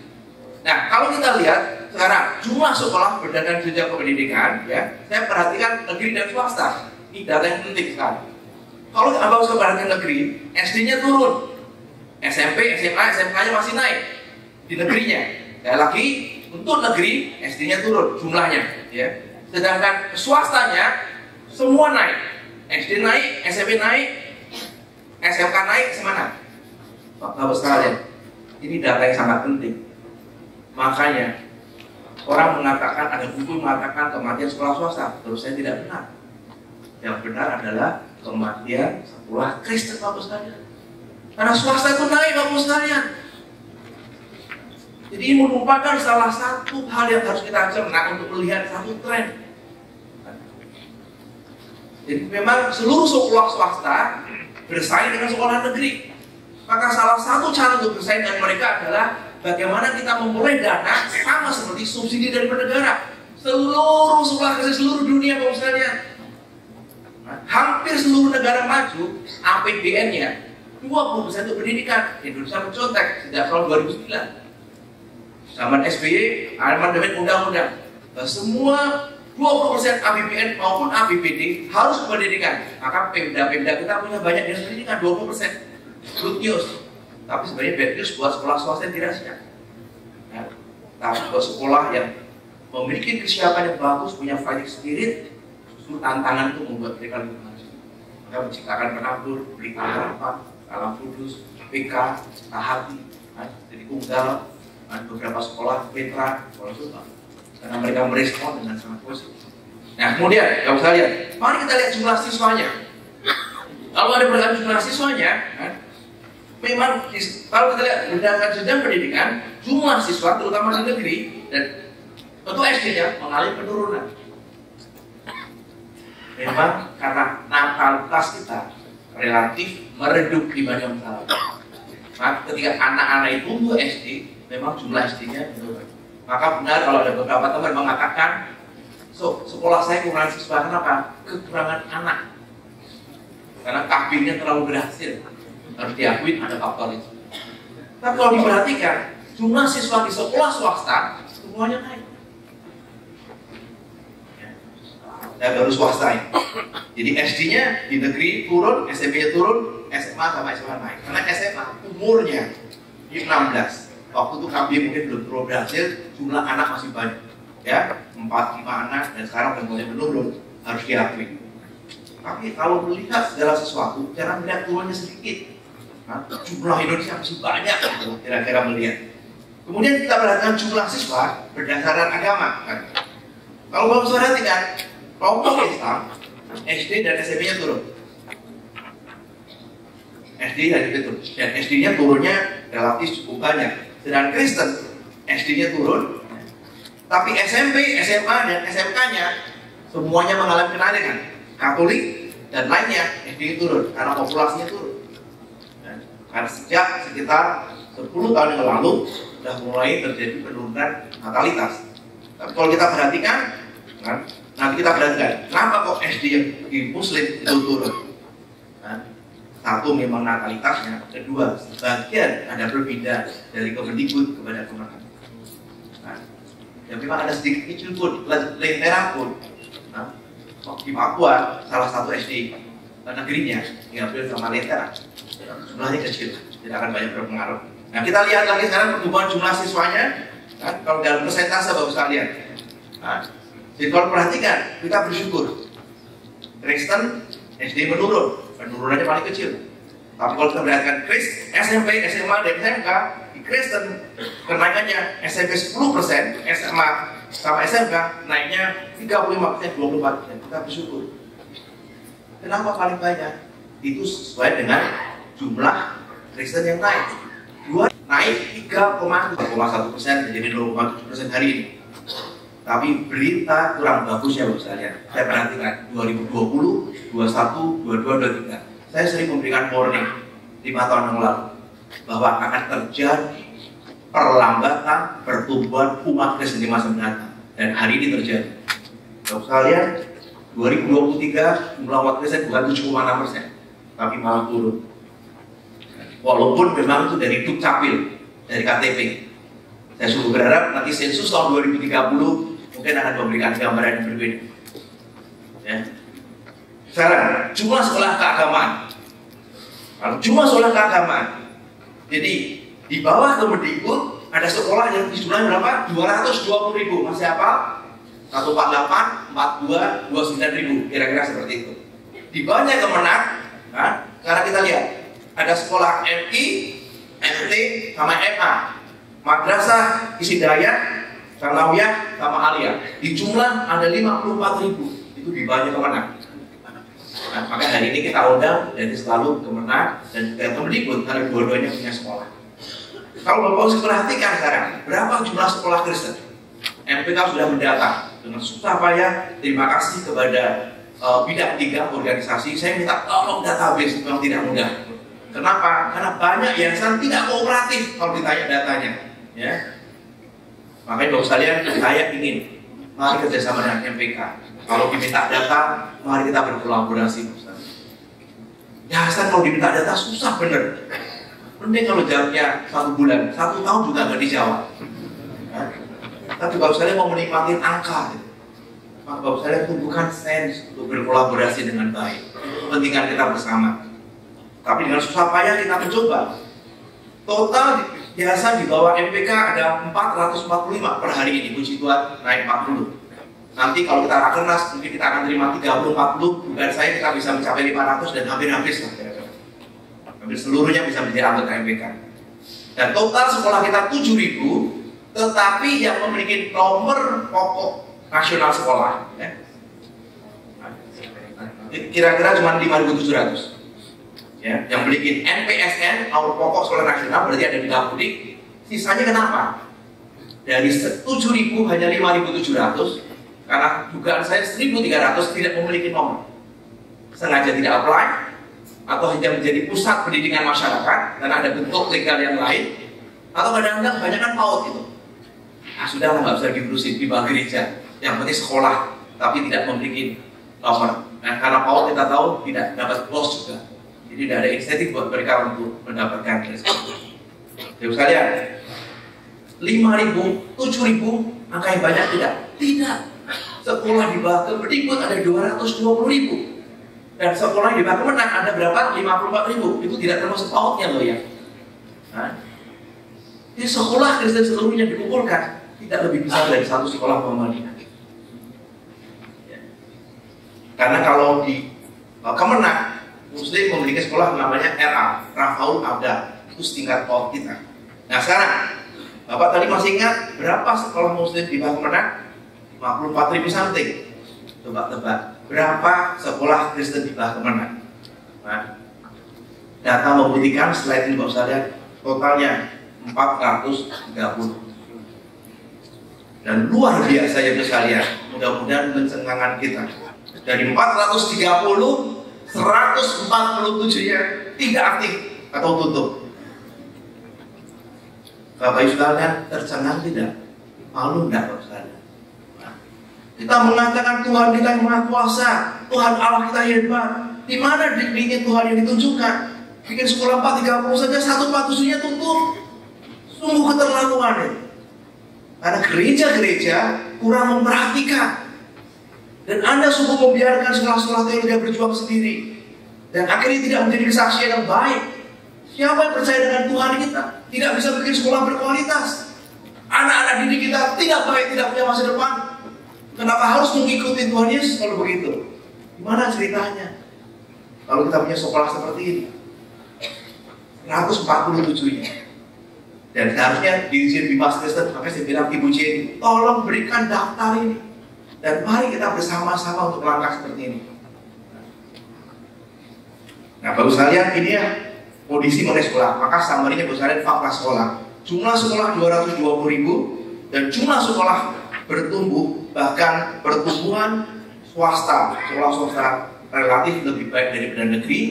Tapi yang benar adalah sekolah Kristen yang dimiliki gereja itu yang punya problem. Bersyukurlah sekolah Kristen yang dijalankan oleh entrepreneur. Kalau sekolah dijalankan oleh entrepreneur, relatif maju. Maka seperti Pelita Harapan, saya lihat ada Ibu Charlotte di sini punya sekolah Atalia, atau Ibu Sudi saya perhatikan ada beberapa yang dijalankan secara entrepreneur. Sekolah Kristen tapi dijalankan oleh pengusaha, ternyata jumlahnya naik. Tapi sekolah yang dimiliki oleh gereja justru mengalami penurunan. Inilah wake up call yang ingin MPK sampaikan. Misalnya dari 430 sekolah teologi, jadi SD, SMP, SMA, jadi menghitung sekolah dan didiknya dari 430 ternyata banyak yang tidak aktif. Nah mari kita lihat dari data sekolah, makanya Bapak sekalian mudah-mudahan melalui konferensi kita meluncurkan 7 pilar pendidikan kita bersama. Nah, Bapak sekalian, kita berharap tujuannya sudah pasti orientasi kepada murid dan orang tua. Itulah main stakeholder kita yang harus kita layani, berorientasi kepada pelajar dan orang tua. Tapi untuk mencapai sana, mari kita bekerja sama-sama antara MPK, PKW, kemudian Yayasan Sekolah Kristen, Gereja, PTK, FKIP, Sekolah Tinggi Teologi, karena mereka memproduksi guru agama dan kepala kerohanian, kemudian dunia usaha dan juga pemerintah. Kemudian kolaborasi nyata yang sekalian yang saya mau sampaikan di slide berikut ini adalah memperbaiki struktur keuangan yayasan sekolah Kristen. Secara mandiri, mereka berjuang sendiri, kolaborasi dengan gereja, jemaat dan pelaku bisnis, atau tidak mau berbesar bantuan anggaran pemerintah ke sekolah Kristen. Itu bisa kita lakukan untuk memperbaiki keuangan. Ekosistem pipeline ini akan bagus sekali nanti akan tercengang. Maka nanti ada FGD grup 1 dan grup 3 mengenai guru. Mari kita bersama-sama membalikkan tren ini. Bagus sekalian akan melihat kenapa nomor 2 saya tahu mengenai pipeline guru ini. Kolaborasi yayasan gereja dan perguruan tinggi Kristen mempercepat sertifikasi guru, PPG dan internasional, dan suplai demand guru agamanya. Nanti kita lihat, saya akan jelaskan. Kemudian yang ketiga, membantu sekolah Kristen di 3T. Nah 3T kita berbeda sama pemerintah. Tadi Pak Adwin nanya, 3T apa? 3T-nya pemerintah, tertinggal, terdepan, terluar. Nah saya pikir tidak cocok. Maka tahun lalu saya ubah sendiri. 3T kita apa? 1, terpuruk, tertinggal, terlupakan. Ya beda. Nanti ada deskripsinya sendiri. Maka tadi saya sebelum ketika ditanya, bukan terlupakan, yang benar terlupakan. Mendorong sekolah 3T, mengajak korporasi adopsi SMK Kristen dan pelaku bisnis sekolah Kristen dan gereja lembaga misi membantu sekolah keagamaan. Ya, 3 hal ini saya akan coba jelaskan satu-satu. Nomor 1 adalah secara mandiri, berjuang sendiri ya. 1A. Nah, mari kita lihat. Ini sesuai dengan visi daripada MPK. Ada 2 hal besar yang kami visi MPK. Menciptakan sekolah yang berkualitas, quality, dan kedua, Christian virtue. Jadi sudah pasti seperti Pak Yohanes ingatkan, bukan hanya quality semata, tapi harus menghadirkan satu kurikulum dan kebenaran firman Tuhan. Jadi kita bicara mengenai kualitas, kan? Anak-anak siswa yang unggul, adaptif, mampu memimpin, memberikan dampak positif, berkarakter Kristiani dan segala macam. Mari kita lihat ya, hasil survei yang dilakukan oleh MPK bekerjasama dengan BRC kan, mengenai mahal tidaknya SPP. Mari kita lihat secara umum, inilah jawabannya. Nah, kita melakukan survei seluruh Indonesia dan dari SD dan SMP saya cuplik yang sebelah kiri merah dan yang menjawab berapa SPP yang dianggap mahal 26,9%, sesuai 66,2 dan murah 6,9. Sudah pasti sifat orang tua murid jarang mengatakan murah gitu ya, karena mereka maunya diskon terus-menerus ya. Tapi yang mengatakan sesuai cukup banyak. Nah, tapi ini nggak problem sebagai landasan. Nah, kemudian yang penting Bapak sekalian, yang mau saya sharingkan seperti ini. Mahal tidaknya pasti tergantung kualitas. Survei dari MPK dan Bilangan Research Center membuktikan selama orang tuanya mengatakan sekolahnya berkualitas, atau sebaliknya sekolahnya tidak berkualitas, ternyata yang mengatakan mahal bedanya luar biasa banyak. Sekolah yang sama, tapi kalau dia mengatakan menurut saya sekolah ini berkualitas bagus, yang mengatakan mahal lebih kecil, jauh lebih kecil, yang warna hijau. Jadi yang mengatakan sekolah ini buruk kualitasnya, dia cenderung mengatakan mahal. Jadi kalau sekalian, mahal apa tidak tergantung kualitas terus sekalian. Jadi Bapak sekalian jangan terlalu komplain terus menerus, tidak bisa menaikkan SPP. Kenapa tidak? Tidak ada kualitasnya. Jualan jeruk, jualan pisang juga kualitasnya buruk. Siapa yang mau beli? Maka otomatis kalau ditanya, bagaimana menciptakan menaikkan kualitas atau menaikkan SPP, mana yang lebih dulu? Pasti jawabannya sudah pasti. Naikkan kualitas lebih jauh. Kalau ada naikkan kualitas, ada kemampuan menaikkan SPP. Bapak sekalian, ini memang salah satu hal yang tidak mudah mungkin pada kali. Jadi Bapak sekalian sebagai hamba Tuhan menginjil, kalau ada orang mengatakan sekolah Kristen mahal, tolong berikan klarifikasi. Kalau SPP-nya tidak ditetapkan nilai tertentu, Anda tidak mampu untuk berjuang membuat sekolah itu tetap berdiri. Dan yang lebih celaka lagi adalah tidak mampu menggaji guru. Kalau guru itu digaji rendah, nanti hasilnya 100%. Tidak ada sekolah yang gaji guru rendah, sekolah yang bagus. Nonsen sudah. Dan period titik tidak ada itu Bapak sekalian. Yang hanya terjadi kalau itu menjadi sekolah misi. Kalau sekolah misi Anda doakan supaya dia ada panggilan Tuhan. Memang dia itu kerja dengan panggilan, tapi Tuhan sudah kasih hukum alam Artinya apa? Mereka juga berkeluarga, mereka punya anak. Supaya mereka bekerja dan bagus, mereka belajar dan bagus, mereka perlu kecukupan di dalam hal seperti itu. Maka kalau kita perhatikan, kalau naikkan kualitas yang jauh mahal ternyata lebih sedikit. Nah kemudian kalau saya teruskan, semua kualitas tadi, entah kurikulumnya, entah gurunya, entah fasilitasnya, entah lingkungan belajar, entah pembinaan karakter, saya melihat ada 7 grup bisa menaikkan kualitas. Saya bisa lihat hampir semuanya sama, walaupun tidak sama rata. Nah inilah strategi yang harus kita lihat. Entah di Maluku, di Halmahera, di Pulau Mengondok, Sangir Kalau, misalnya di Toraja, apa yang perlu saya tingkatkan? Ada beberapa yang meningkatkan karena kurikulumnya, ada beberapa yang meningkatkan karena gurunya misalnya, ada yang meningkatkan karena fasilitasnya dan sebagainya. Dan kalau sekalian nanti bisa lihat. Tapi secara overall bagus kita lihat. Sekarang responden yang berkata uang sekolah mahal ya, saya lihat sekarang, saya bagi menjadi yang SPP-nya 100.000, 100 sampai 500.000 dan di atas 500.000, 1, 2, 3. Of course, yang mengatakan kalau SPP di atas 500.000 lebih banyak mengatakan mahal, betul tidak? Kan lebih banyak mahal. Kan? Jadi SPP makin mahal, kan? Tapi kalau saya perhatikan antara SD dan SMP polanya sudah mulai berbeda. SD memang lebih sensitif, SMP-nya relatif lebih tidak sensitif. Tapi sekarang kalau diperhatikan sekarang, kalau seandainya saya bikin 2 segmen, orang tua yang punya penghasilan di atas 6 juta dan di bawah 6 juta, terus dengan SPP yang 500.000 saya tetapkan, ternyata jawabannya berbeda. Artinya memang orang tua yang mampu sudah pasti menganggap SPP 500.000 ke atas tidak mahal. Jadi artinya apa misinya? Naikkan kualitas supaya bisa menaikkan SPP. Tapi di saat bersamaan kita sadar ada segmentasi. Saya menyadari ada beberapa daerah yang benar-benar tidak mampu seperti Papua. Nah, sebagian seperti di Ambon, sebagian seperti di NTT, sebagian seperti di Sulawesi Utara. Kalau seperti itu gereja harus bersikap. Mungkin saya perlu mendirikan sekolah misi. Kalau sekolah misi berarti kita komitmen sampai Tuhan Yesus datang kembali. Gereja harus mengusulkan uang terus. Tapi uang itu untuk membawa jiwa. Dan harus clear. Dan gereja nggak boleh komplain. Ini kok sekolah ngusulin uang terus? Kan sekolah misi. Karena betapa pentingnya jiwa sampai orang kenal Tuhan Yesus. Tapi kalau kita merasa ingin menjadi sekolah yang sustainable, yang berkualitas, tentu kita harus mengikuti hukum alam keuangan yang Tuhan sudah ciptakan. Makanya tadi pagi saya mencoba kembali merenungkan. Saya sampai tanya Bapak, saya paling senang dengan Lukas 14:28. Siapakah di antara kamu yang ingin membangun menara tidak duduk lebih dahulu menghitung anggaran?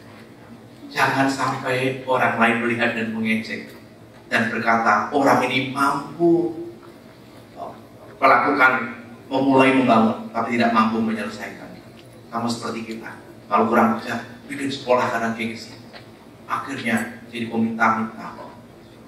Kalau sekolahnya minus terus karena tidak dikelola dengan baik dan sebagainya, sudah pasti bukan kesaksian. Nah, misinya bagus sekalian. Setiap daerah di Indonesia pasti ada segmennya. Ada segmen seperti A, segmen atas, maka muncullah Pelita Harapan. Ada segmen di tengah, muncullah Dian Harapan. Ada segmen di bawah seperti Lentera Harapan. Contoh yang bagus. Maka saya sungguh ingin sekali Pak Darwin. Siapa tahu penabur juga melakukan yang sama. Penabur memiliki kekuatan yang luar biasa. Suatu hari punya penuai dan penanam. Kan? Itulah namanya penabur. Saya sungguh berharap. Dan IPK pun sama, punya sekolah yang penuh dengan iman, pengharapan dan kasih. Kan? Mungkin barangkali kemudian dipecah saja lah, punya sekolah pengharapan dan mahkamah sekolah kasih. Kan? Dan saya berharap ke depan. Sini ada sahabat saya, Ibu Funi, mungkin barangkali tertarik suatu hari. Kemudian juga Ibu Magdalena yang punya cita hati, itu sekolah-sekolah yang baik dan menurut saya membuat kekuatan untuk membantu dengan skala masing-masing. Dan kemudian misalnya, kuesionya, di mana letak sekolah kita? Seluruh sekolah kita yang letaknya di bawah garis kita sebut dengan better value. Artinya apa? Memberikan quality dengan harga yang pantas, yang di atas garis sudah pasti kita sebut dengan worst value. Karena apa? Quality kurang, harganya kemahal. Itu kira-kira. Maka pada saat kita melihat audit, kita melihat apakah sekolah kita ada di bawah garis. Artinya kualitas seimbang dengan value-nya. Memang ada segmen tertentu yang sebelah kiri adalah yang segmennya adalah quality. Ada banyak orang-orang Yayasan juga mengatakan, Pak Andi, sekolah saya sulit sekali SPP dinaikkan. Nomor satu, dia nggak percaya sama quality lebih dahulu. Tapi tiba-tiba datanglah sekolah SPK, Sekolah Nasional Plus, menetapkan harga 3 juta, laku. Dan saya senang dengan Pak Herbert Kalam Kudus. Saya masih ingat ceritanya dia, Pak Andi, betul, saya sekarang membuat satu sekolah yang belum SPK, ya, belum Nasional Plus, tapi saya tambahin sesuatu yang baik, saya tawarkan quality, saya charging 1,8 juta per bulan, ngantrinya lebih banyak dibandingkan yang 1 juta. Di Jayapura ternyata terjadi. Sekolah Kristen kita diam-diam, tiba-tiba ada entrepreneur masuk, bukan Kristen, 3 juta, 4 juta, ternyata laku dia. Berarti kita salah membaca segmen, bukan? Maksudnya di kota kita ada segmen tertentu yang rela membayar mahal. Nah, sekolah Kristen charging cukup baik sesuai segmentasi. Tapi jangan lupa sering kasih beasiswa buat keluarga yang tidak mampu. Itulah esensinya Kristen. Dan kemudian hamba Tuhan berdiri di mimbar selalu mengatakan, hai jemaat-jemaat yang sudah diberkati, kau jangan terlalu pelit, bayarlah sekolah dengan bagus. Karena uang kamu sebenarnya adalah uang yang disubsidikan kepada mereka tidak mampu. Kalau ingin menjadi berkat, bayar SPP 5 sesuai dengan kemampuan kamu. Gaji sudah 25 juta, gaji sudah 50 juta, SPP 2 juta aja dianggap mahal. Anda hidup di Amerika, punya gaji 100.000, punya anak 2, belum tentu bisa menyukai. Education is very expensive. Buat manajer di Amerika punya anak 2, itu sudah menghabiskan seluruh gajinya untuk edukasi, bagus sekali. Tapi kemudian kita tiba punya orang tua murid 25 juta, bayar 3 juta aja mengatakan mahal. Dia tidak menghargai bahwa edukasi itu sesuatu yang sangat penting. Padahal apa yang dia bayar bisa membantu banyak anak-anak yang tidak mampu. Itulah esensi. Dan Katolik harus diakui, mereka lebih baik dibanding punya keberanian, charging mahal, kasih beasiswa yang tidak mampu. Nah, kemudian inilah kesimpulannya. Ya, nanti Bapak sekalian bisa baca, tapi intinya sederhana. Bapak sekalian bisa meningkatkan kualitas charging instrumen. Terus ada atribut apa yang membuat bisa prioritas inovasi, terutama guru, saya yakin. Kemudian juga sangat penting untuk melakukan segmentasi di kota masing-masing. Ya, keluar 8 survei. Sekarang, berapa SPP sekolah Kristen agar mampu bertumbuh? Nomor 1, mampu menggaji guru-gurunya sama dengan guru sekolah negeri. Makanya nanti di grup FGP 1 kemarin bicara sama Pak Hakim, Pak Hakim, boleh gak tahun 2030 kita deklarasi sama-sama 80% sekolah Kristen mampu menggaji guru-gurunya sama seperti guru-guru sekolah negeri. Kalau tidak, Bapak sekalian, nanti terjadilah kayak tadi Pak Adri mengatakan apa? P3K. Pak Adri bangga sekali dengan P3K itu KPI-nya dia. Tapi Bapak sekalian mendengar P3K pasti ngeres kan? P3K berarti kan mengambil guru saya. Guru saya didik 5 tahun, tapi walaupun izin yayasan, Bapak Ibu sekalian tega nggak? Bapak cuma bayar dia sebagai guru honorer 1 juta per bulan. Terus kemudian dibilang, Pak saya mau P3K. Jangan, sekolah Kristen lahirnya dengan bagus. Tapi nggak pernah nanya, kamu berapa? Nah kalau dia punya 3K, dapat masuk, langsung dapat 4 juta kok. Anda menahan dengan 1 juta, adil enggak? Terus kemudian Bapak, Ibu sekalian, gurunya suruh datang, jangan P3K, kita doa bersama-sama. Kuatkan hatimu, katanya dia. Itu cerita-cerita yang luar biasa banyak yang terjadi. Saya mau minta nasihatnya Pak Rubin Adil sebagai ketua GPI. Saya tadi minta Pak Rubin Adil, saya mau tampilkan data-data. Tapi Pak Rubin Adil harus berjanji dengan saya. Nanti GPI banyak menolong sekolah-sekolah yang nggak mampu. Jadi gerejanya mau 7.000 sudah ya. Tapi saya tanya Pak Rubin, gerejanya 7.000, sekolahnya berapa? Yang bagus kalau mulus Pak. Nah, sekolahnya lebih banyak dari gerejanya. Ini GPI tukang bikin gereja. Nanti saya berharap saya bisa mempengaruhi Pak Rubin Adi untuk membangun sekolah. Amin ya Rubin. Lumayan dong. Jadi pengusaha saya menyuruh hamba Tuhan mengatakan amin. Maaf ya kebalik Pak. Nah saudara, jadi kalau tidak mampu, sorry, saya nggak kembali lagi. Kembali tadi April tadi. Oh, saya nggak sorry tadi kembali tadi SPP tadi. Nah, Yang kedua, kalau tidak mampu ikuti dari sekolah misi kalau misalnya ya, terus harus pertimbangan untuk bikin subsidi. Kemudian yang lain di survei JNC ya bersama Pak Bambang sebagai pembina dari BHC, kita melakukan 1.400, tapi hasilnya memang agak sedikit mengecewakan. Bapak sekalian, siapa teman yang paling akrab untuk JNC? Jadi JNC itu umurnya SMP, SMA, perguruan tinggi. Sekolah kampus 67%. Ini ada pendeta Alfred nggak sini dari Toraja? Nah, ada ya. Nah, saya paling senang mendengarkan podcastnya beliau sekarang. Nah, dia masih muda, ketua sinode online. Saya dengarkan podcastnya. Wah, dia mengatakan sekolah ada ladang pelayanan yang efektif.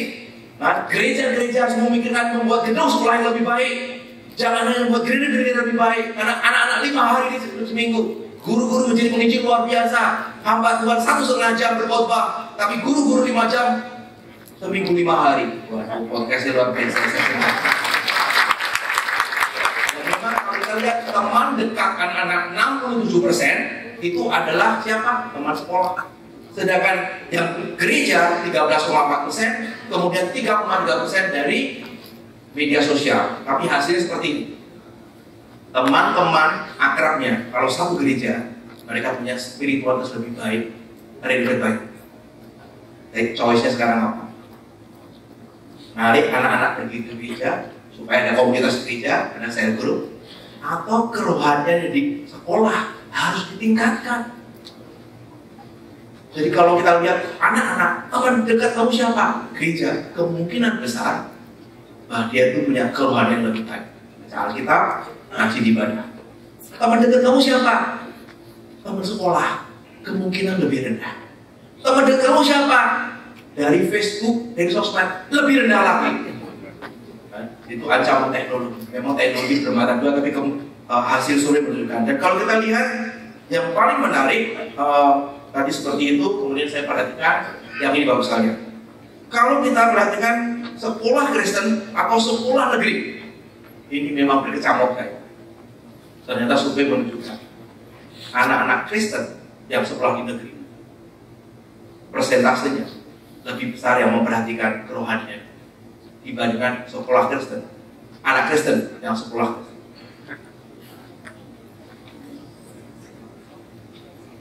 Terus tiba-tiba kita berpikir, apakah karena sekolah Kristen tidak berkualitas dan tidak ada keteladanan, gurunya nggak ngasih keteladanan, muridnya nggak ngasih keteladanan, akhirnya kerohaniannya tidak lebih baik dibandingkan dengan anak Kristen sekolah di negeri. Ini harus menjadi pemikiran besar bangsa kita ya, terutama umat Kristen. Kesimpulannya nanti bagus sekali bisa baca sendiri, tapi saya akan postkan untuk peserta. Karena A2, kolaborasi di gereja, singkat kata, bagus sekalian boleh nggak MPK menghimbau kalau ada persembahan. Seluruh Indonesia total persembahan saya pernah menghitung, kira-kira ada 25 triliun. Uang di lingkungan gereja dari Sabang sampai Merauke setiap tahun 25 triliun. Kalau Bapak sekalian uang gereja yang 25 triliun, 10% persembahkan ke pendidikan. Kalau gerakan ini terjadi, itu sama dengan 2,5 triliun untuk sekolah. Bapak sekalian tahu nggak? 220.000 sekolah yang terima BOS, sebanyak 52 triliun jumlahnya. Jadi kalau Kristen yang cuma 7.000 terima BOS, itu kira-kira cuma 1,5 triliun maksimum. Dan juga saya mungkin sekitar 1,2 triliun itu diterima oleh BOS. Tapi kalau gereja 10% dari persembahan diberikan kepada sekolah, itu angkanya 2,5 triliun dari 25 triliun. Banyak sekolah di Maluku, di Sumba, di NTT, hidupnya dari BOS saja. Mana bisa menjadi sekolah yang bagus sekalian?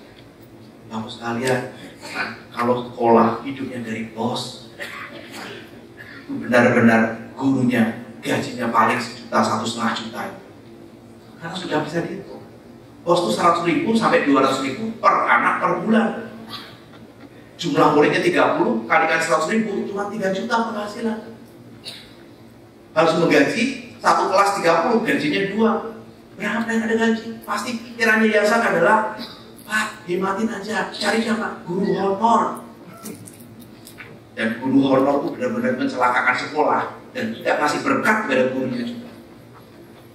Dua-duanya nggak punya masa depan. itu sekolah itu ujungnya tutup saja. Itu udah hampir 100% masalah waktu saja. Tak 5 tahun, tak 10 tahun akan tutup terus saja. Kelihatan keras tapi harus kita sikapi. Jadi saya yakin beberapa bapak yang hadir tempat ini sebagian hidup dari bos.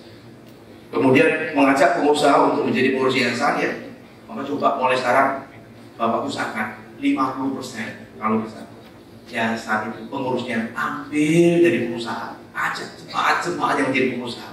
Karena mereka memiliki kemampuan manajemen yang lebih baik. Dan kedua, kalau jadi pengurus yayasan, biarkan mereka jadi keteladanan. Jadi pengurus harus ikut nyumbang. Kalau Anda pengurus dan ikut nyumbang, gimana mencari donatur? Orang nggak kasih keteladanan. Donatur pasti terlihat juga. Pengurusnya nyumbang nggak? Enggak. Kenapa harus nyumbang? Pengurus saja nggak nyumbang. Mana bisa Bapak sekalian? Bapak sekalian kalau ada kesempatan merubah tahun ini tahun depan, carilah jemaat-jemaat, usahakan mereka menjadi anggota yayasan dan katakan harus berlatih menjadi generous, mereka harus menyumbangnya, mengajak jemaat mampu untuk berkontribusi. Kemudian postur yayasan. Nah ini saya mau ceritakan 665 T, 20% dikalikan APBN kita. Terus kemudian ada sekitar 62 triliun dari Kemendikbud diberikan kemana? 62 triliun. Bapak sekalian, si Mas Kristen kita tuh anggarannya berapa? Saya pernah nanya Ibu Cik, berapa anggarannya? 800 miliar. Makanya mudah-mudahan di pemerintahan baru ini, kalau misalnya Bimas Kristen bisa mendapatkan Pak Cik bersama-sama PGI, nanti kita perjuangkan. Kalau di DPR bisa memperjuangkan, harusnya fair dong. Kalau 62 triliun, izin Bimas Kristen cuma 800 miliar, berarti persentasenya kan 1,2%. Umat Kristen 7,6%. Kalau sesuai dengan jumlah umat Kristen, mestinya 5 triliun. Nah, kalau 1 triliun diberikan kepada sekolah Kristen, sangat berarti sekali. Mudah-mudahan pemerintahan baru, kalau usah naik banyak, tapi naik 2-3 kali lipat sudah cukup baik. Kemudian ketiga, mempercepat bantuan anggaran pemerintah ke sekolah Kristen. Saya tidak membahas lebih lanjut yang ini. Nah, intinya, Bapak sekalian, inilah urusan MPK dengan pemerintah bersama PGI. Saya minta tolong Pak Ciki juga bersama-sama dengan kita untuk memperjuangkan hal ini. Karena ini nilai cukup besar. Kita hidup di Indonesia, kita punya hak yang sama untuk mendapatkan bantuan dari pemerintah. Kemudian V1, kolaborasi yayasan FQ untuk meningkatkan kajian guru. Jadi B ya sekarang ya.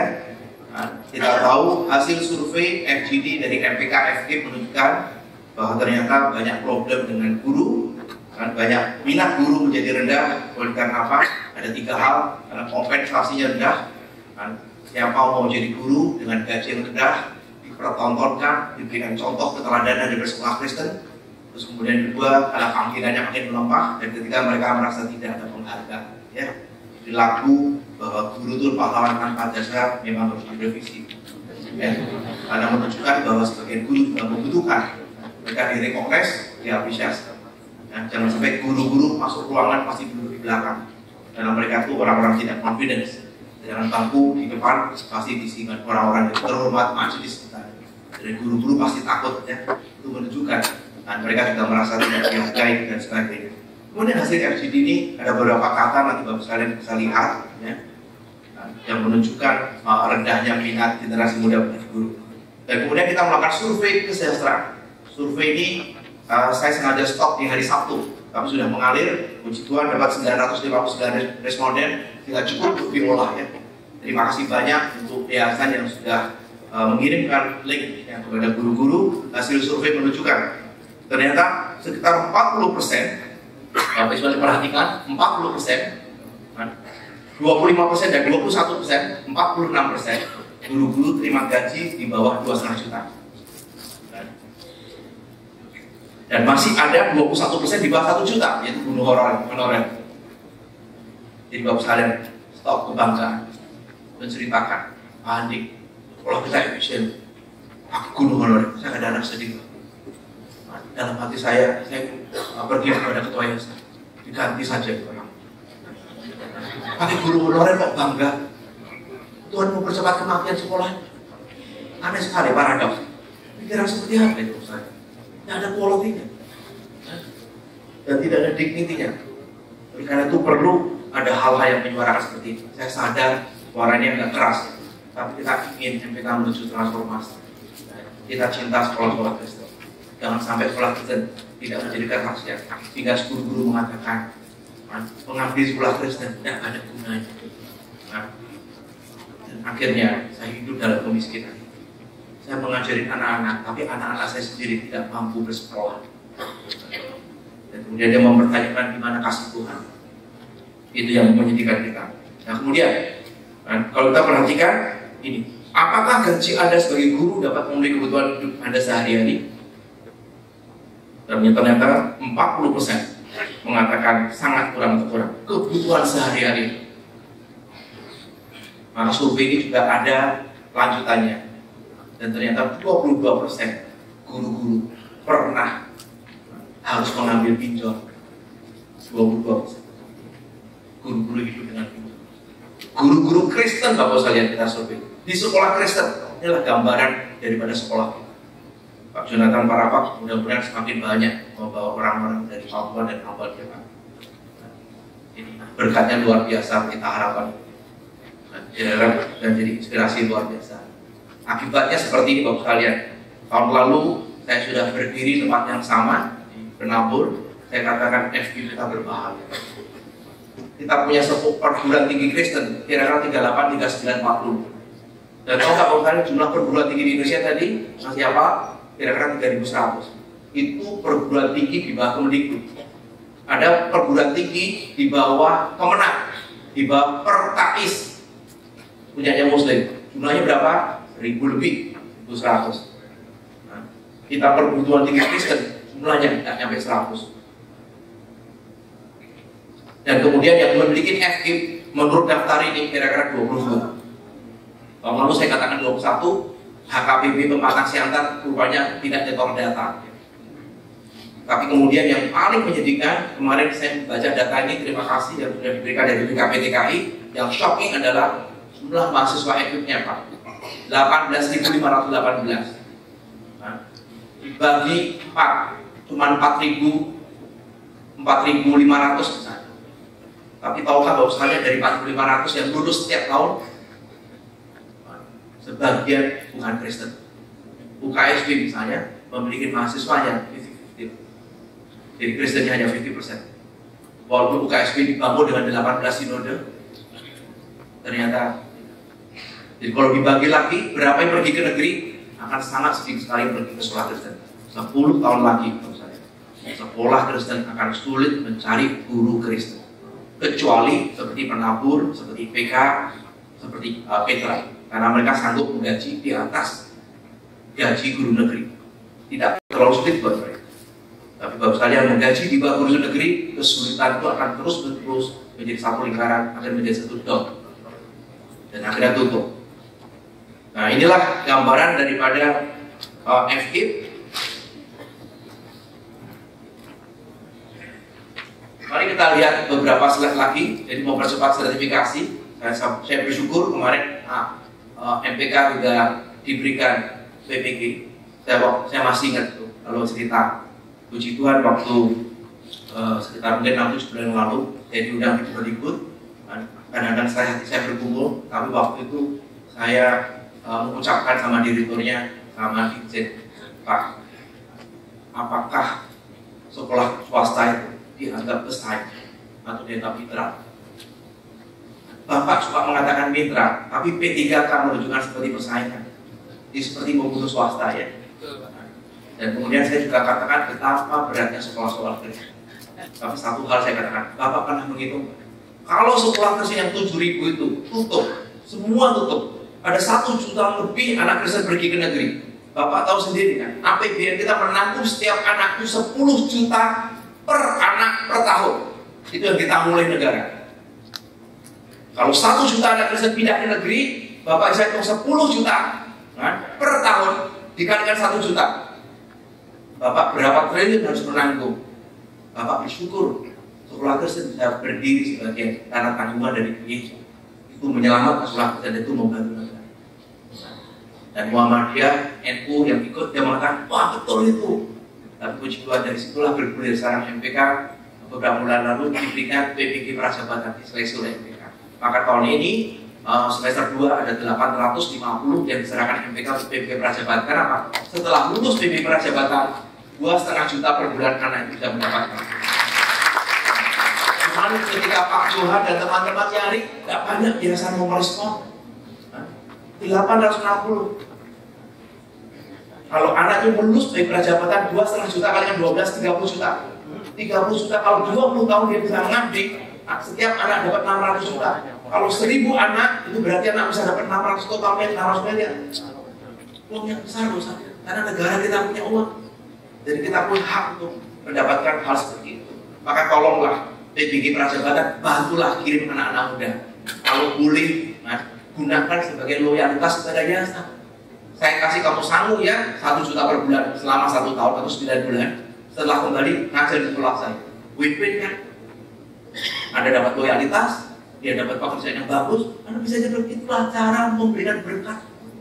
Bukan bangga menjadi honorer, bukan bangga memotong gaji mereka, bukan bangga mengatakan wah biasa efisiennya, dikasih 1 juta mau ngajar loh. Itu kebanggaan yang palsu Bapak besar. Kasih mereka sesuatu yang lebih baik. Inilah gambaran ini. Kita bersyukur besok kita bisa lihat ada sertifikasi SKN di depan. Saya berharap nanti sertifikasi semakin cepat.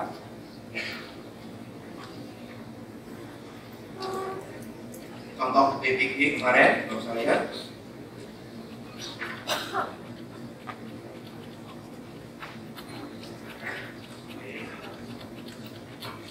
Saya berharap nanti ke depan, puji Tuhan melalui perjuangan 1 tahun ini, ICSI salah satu asosiasi Kristen terbesar di dunia, melayani 100 negara, 28 cabang seluruh negara, akan membentuk yayasan bersama dengan MPK ya.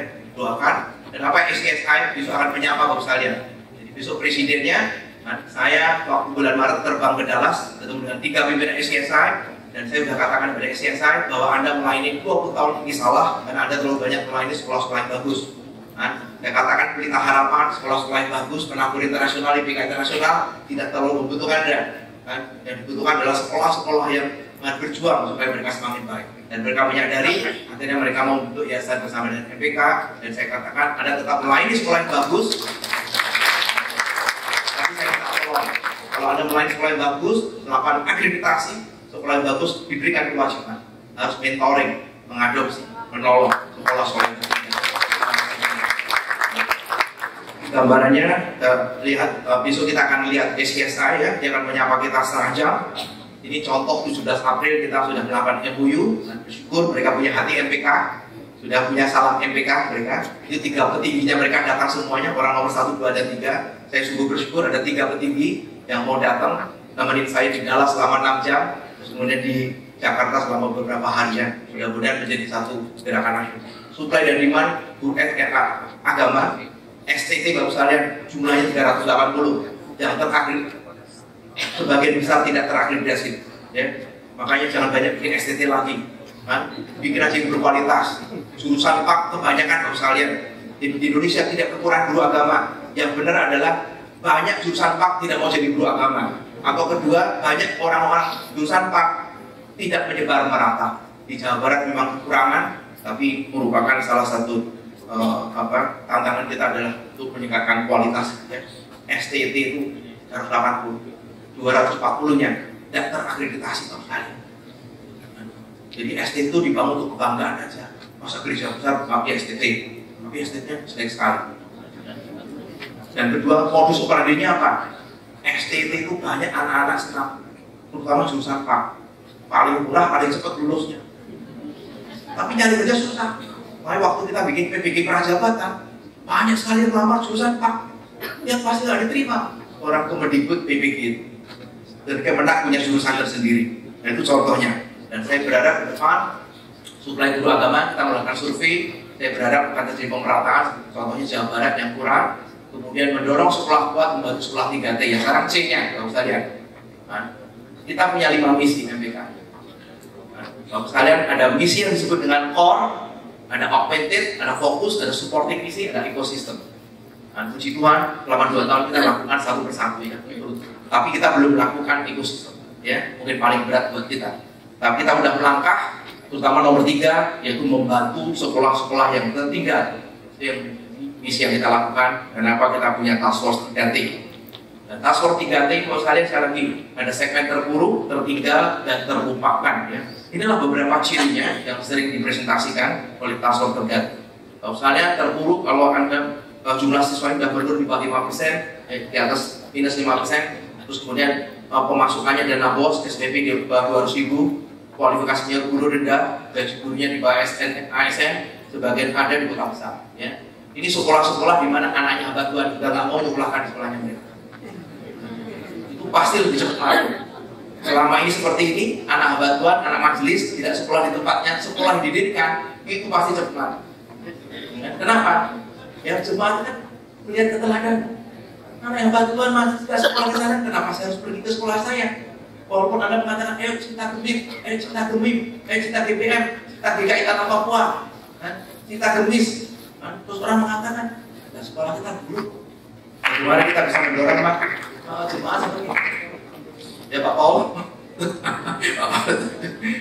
Bapak Ibu sekalian, ini 3 opsi untuk sekolah berjuang ya. Nomor 1, tetap berjuang sendiri dan mau berubah. Saya berharap bersama dengan MPK. Ini contoh beberapa hal yang bisa dilakukan. Atau berjuang bersama dengan sekolah Kristen lain. Di mentor menjadi sekolah asuh atau mentor dengan sekolah Kristen. Atau yang lebih mengubah bentuk jenis sekolah. Kurikulum lokal yang sangat adaptif atau menjadi sekolah agama. Makanya kenapa kok saya minta Pak Sudirman datang? Nanti Pak Sudirman akan mengisi FGD. Sebenarnya saya ingin mengatakan Pak Sudirman, tolong bantu Bapak. Pomo masih menjabat. Bantu sekolah-sekolah yang kurang tadi, bisa nggak? Lebih baik pindah ke sekolah agama. Dari Kemendikbud kepada sekolah teologi. Satu secara kurikulum lebih bebas. Di Kemendikbud ada harus mengikuti kurikulum merdeka. Di Kemenak lebih punya fleksibilitas. Sama seperti madrasah. Mungkin teman-teman madrasah, MI, MT, MA banyak kita masuk sekolah yang bagus. Apalagi kita kurikulumnya 30% belajar Alkitab, perjanjian lama, perjanjian baru, belajar mengenai Paulus, mengenai Daud, menginspirasi mereka sambil belajar fisika, kimia, matematika. Tapi lebih bagus Israel belajar Taurat, hebat sekali. Penduduknya 0,9% di seluruh dunia, pemenang Nobelnya 30%. Buktinya belajar Taurat ya. Satu kurikulumnya merdeka, jadi betul-betul kalau ingin Christian worldview ada di sekolah teologi. Dan kedua, sebenarnya bantuannya juga tidak terlalu buruk di bawah Kemenak. Nah, kalau misalnya budget Kemenak, terutama di Bimas Kristen lebih banyak, mudah-mudahan bisa mengalir. Sekolah teologi kita cuma 430. Tahun sebelah kita berapa tadi? 54.000. Nah, itu tidak termasuk TK-nya mereka. TK-nya mereka dahsyat jumlahnya sampai sekali. Bawah Kemenak. Maka sampai universitas pun dari 3.000, 1.000-nya di bawah Kemenak buat mereka pindahkan ke Kemenak. Otomatis lebih banyak bantuan yang dilakukan. Nah itulah gambaran. Saya bersyukur dengan Pak Peter, Pak Handoko, Pak Indro, dan seluruh tim, teman-teman IPK, Pak Handoyo, terhadap teman-teman penampung juga nanti ke depan, dan bantu task force 3T ini untuk banyak sekolah. Jadi kalau Pak Handoko bantu 7 tahun ini, saya berharap timnya makin besar dan bantu 20-30 menjadi percontohan. Ini beberapa proses yang dilakukan oleh mereka. Dan kemudian C2 mengajak korporasi adopsi SMK Kristen. Pak Wardani adalah direktur SMK dan kebetulan pengurus MPKW Jateng Astri. Jadi saya sudah berkhusus sama beliau, saya minta daftar SMK Kristen. Dan ternyata puji Tuhan sudah ada 2 pelaku besar yang mengatakan, Pak Andi, saya mau mengambil SMK. Saya sediakan 5-10 minat selama 5 tahun. Saya akan adopsi. Saya jualan SMK itu salah satu yang bagus kan. Salah satu kisah yang bagus seperti itu sebenarnya. Cuman saya Pak Christian, CEO-nya tidak datang. Dia punya SMA kurang bagus, dibuat jadi SMK. Karena SMK itu punya jurusan 128. Jadi bagus sekali bisa berubah dengan cepat. Mau jurusannya keuangan, accounting, pemasaran, tukang batu, tukang listrik, segala macam cukup banyak. Dan selama lulus SMK bisa ditampung pekerjaan, pasti SMA yang lagi. Makanya saya katakan kepada teman-teman saya ini, Anda punya uang banyak, punya karyawan 2.000, rasanya cukup mudah untuk mengambil 50 karyawan dari SMK. Ternyata mereka mengatakan, ide yang bagus kan. Dan dana CSR-nya relatif sangat cukup buat mereka. Maka saya berharap kalau ada banyak pengusaha kita temukan, kita berharap ada banyak SMK yang bisa diadopsi. Oke Bapak sekalian, gambaran seperti itu saya akan sebut yang lain. Adopsi SMK, mudah-mudahan teman-teman SMK, problemnya adalah banyak pengusaha mau mengadopsi, tapi pengurus yayasan saja yang diadopsi pasti mikir karena terlalu positif. Dan celakanya ada juga yang mengatakan lebih baik mati daripada diambil. Kenapa? Kamu tidak tahu 30 tahun yang lalu perjuangan saya melakukan sekolah ini. Kamu tidak tahu betapa penatnya, betapa sedihnya saya 30 tahun lalu. Ini punya saya, perjuangan saya. Tapi kalau dipikir-pikir, Anda tega benar membiarkan sekolah yang berkualitas dan membiarkan anak-anak tidak punya masa depan. Sekarang tidak mudah.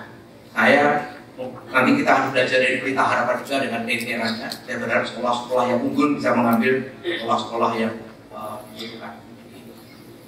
Saya berharap gereja, lembaga visi bisa mengambil, pengusaha-pengusaha bisa mengambil juga sekolah-sekolah visi. Saya berharap Indonesia makin banyak, sangat bagus sekali buat amanat tangguh. Terus kemudian nextnya adalah terakhir Bapak sekalian, kalau tahun lalu melakukan kolaborasi pasti ada 3 hal. Tahun lalu saya sadar banyak hal dilakukan dengan hal supaya kita punya visi yang sama dan kita punya head pengertian yang sama, visi yang sama, strategi yang sama, yang satu punya mindset yang sama, karakter yang sama. Tapi mari kita lengkapi melalui kolaborasi nyata itu ada hands, ada tangan, ada eksekusi. Jadi jangan sampai kita berteori lagi. Maka maafkan saya kalau dalam kata-kata saya terlalu keras, yang menyindir, kemudian terlalu tajam misalnya. Tapi tujuan MPK karena kita punya compassion. Saya cuma kadang-kadang melihat apa jadinya 5-10 tahun lagi sebagai pelaku bisnis. Nah, kebetulan saya sering melakukan survei. Salah satu survei yang saya lakukan adalah top brand. Top brand adalah ada logo top brand. Saya sudah melakukan survei ini sudah hampir 25 tahun lebih. Dan saya suka mengamati brand-brand yang sudah decline. Dan saya punya kesimpulan, setiap merek-merek yang sudah 3 tahun menurun, kemampuan itu kembali kurang dari 10%. Jadi saya juga hampir sama dengan sekolah. Sekolah itu kalau saja sudah membiarkan 10 tahun menurun, itu kemungkinan kadang-kadang kembali baik itu cuma 1-2%. Dan itu memang harus disadari. Makanya kadang-kadang pada titik tertentu lebih baik perjalanan sekolah itu lebih baik diadopsi bersama-sama dan saling menghargai dalam hal kontrak. Saya berharap materi ini bisa menjadikan masukan dari Bapak sekalian, kita bekerja, kita berkarya, pasti pekerjaan manusia yang dinikmati. Itulah sebabnya 17 Januari yang lalu MPK meluncurkan Hari Sekolah Kristen Indonesia KSKI. Tujuannya adalah kita mengajak 7 pilar untuk berdoa bersama-sama. Tahun lalu waktu kita luncurkan, sudah ada puluhan ribu anak-anak dan guru-guru berdoa bersama. Saya berharap 17 Januari Bapak tolong catat. Nanti jam 7 pagi, 17 Januari, 7 pokok doa, 7 pilar. Berdoa bersama-sama. Saya berharap 1 juta, 2 juta anak Kristen dan guru-guru bisa berdoa bersama-sama. Kalau kita bekerja, kita berkarya, kita menikmati karya manusia. Pada saat kita berdoa dengan sungguh-sungguh, Tuhan bekerja. Kita menikmati karya Tuhan. Kita bekerja dengan apa yang Tuhan berikan talenta kita. Dan pada saat bersamaan, mari kita berdoa. 17 Januari itu yang dilakukan oleh PK. Kita sadar kita punya kekuatan terbatas. Bapak sekalian, inilah gambaran sekolah Kristen. Mudah-mudahan Bapak sekalian bisa merenungkan menjadi masukan FCD dan tetapkan strategi kita bisa menatap sekolah Kristen yang lebih baik. Saya bersyukur MPK terpanggil. Bukan berarti MPK menjadi super body, bukan berarti MPK mau menjadi senternya. Tapi saya katakan kepada pengurus seluruhnya, kita bersyukur. Siapakah lagi yang bisa menggetarkan sekolah Kristen di Indonesia? MPK Tuhan sudah kasih kesempatan. Mari kita gunakan kesempatan itu untuk melayani supaya kita melihat anak-anak Kristen. Mereka berkualitas, tapi di satu sisi punya iman Kristen yang baik.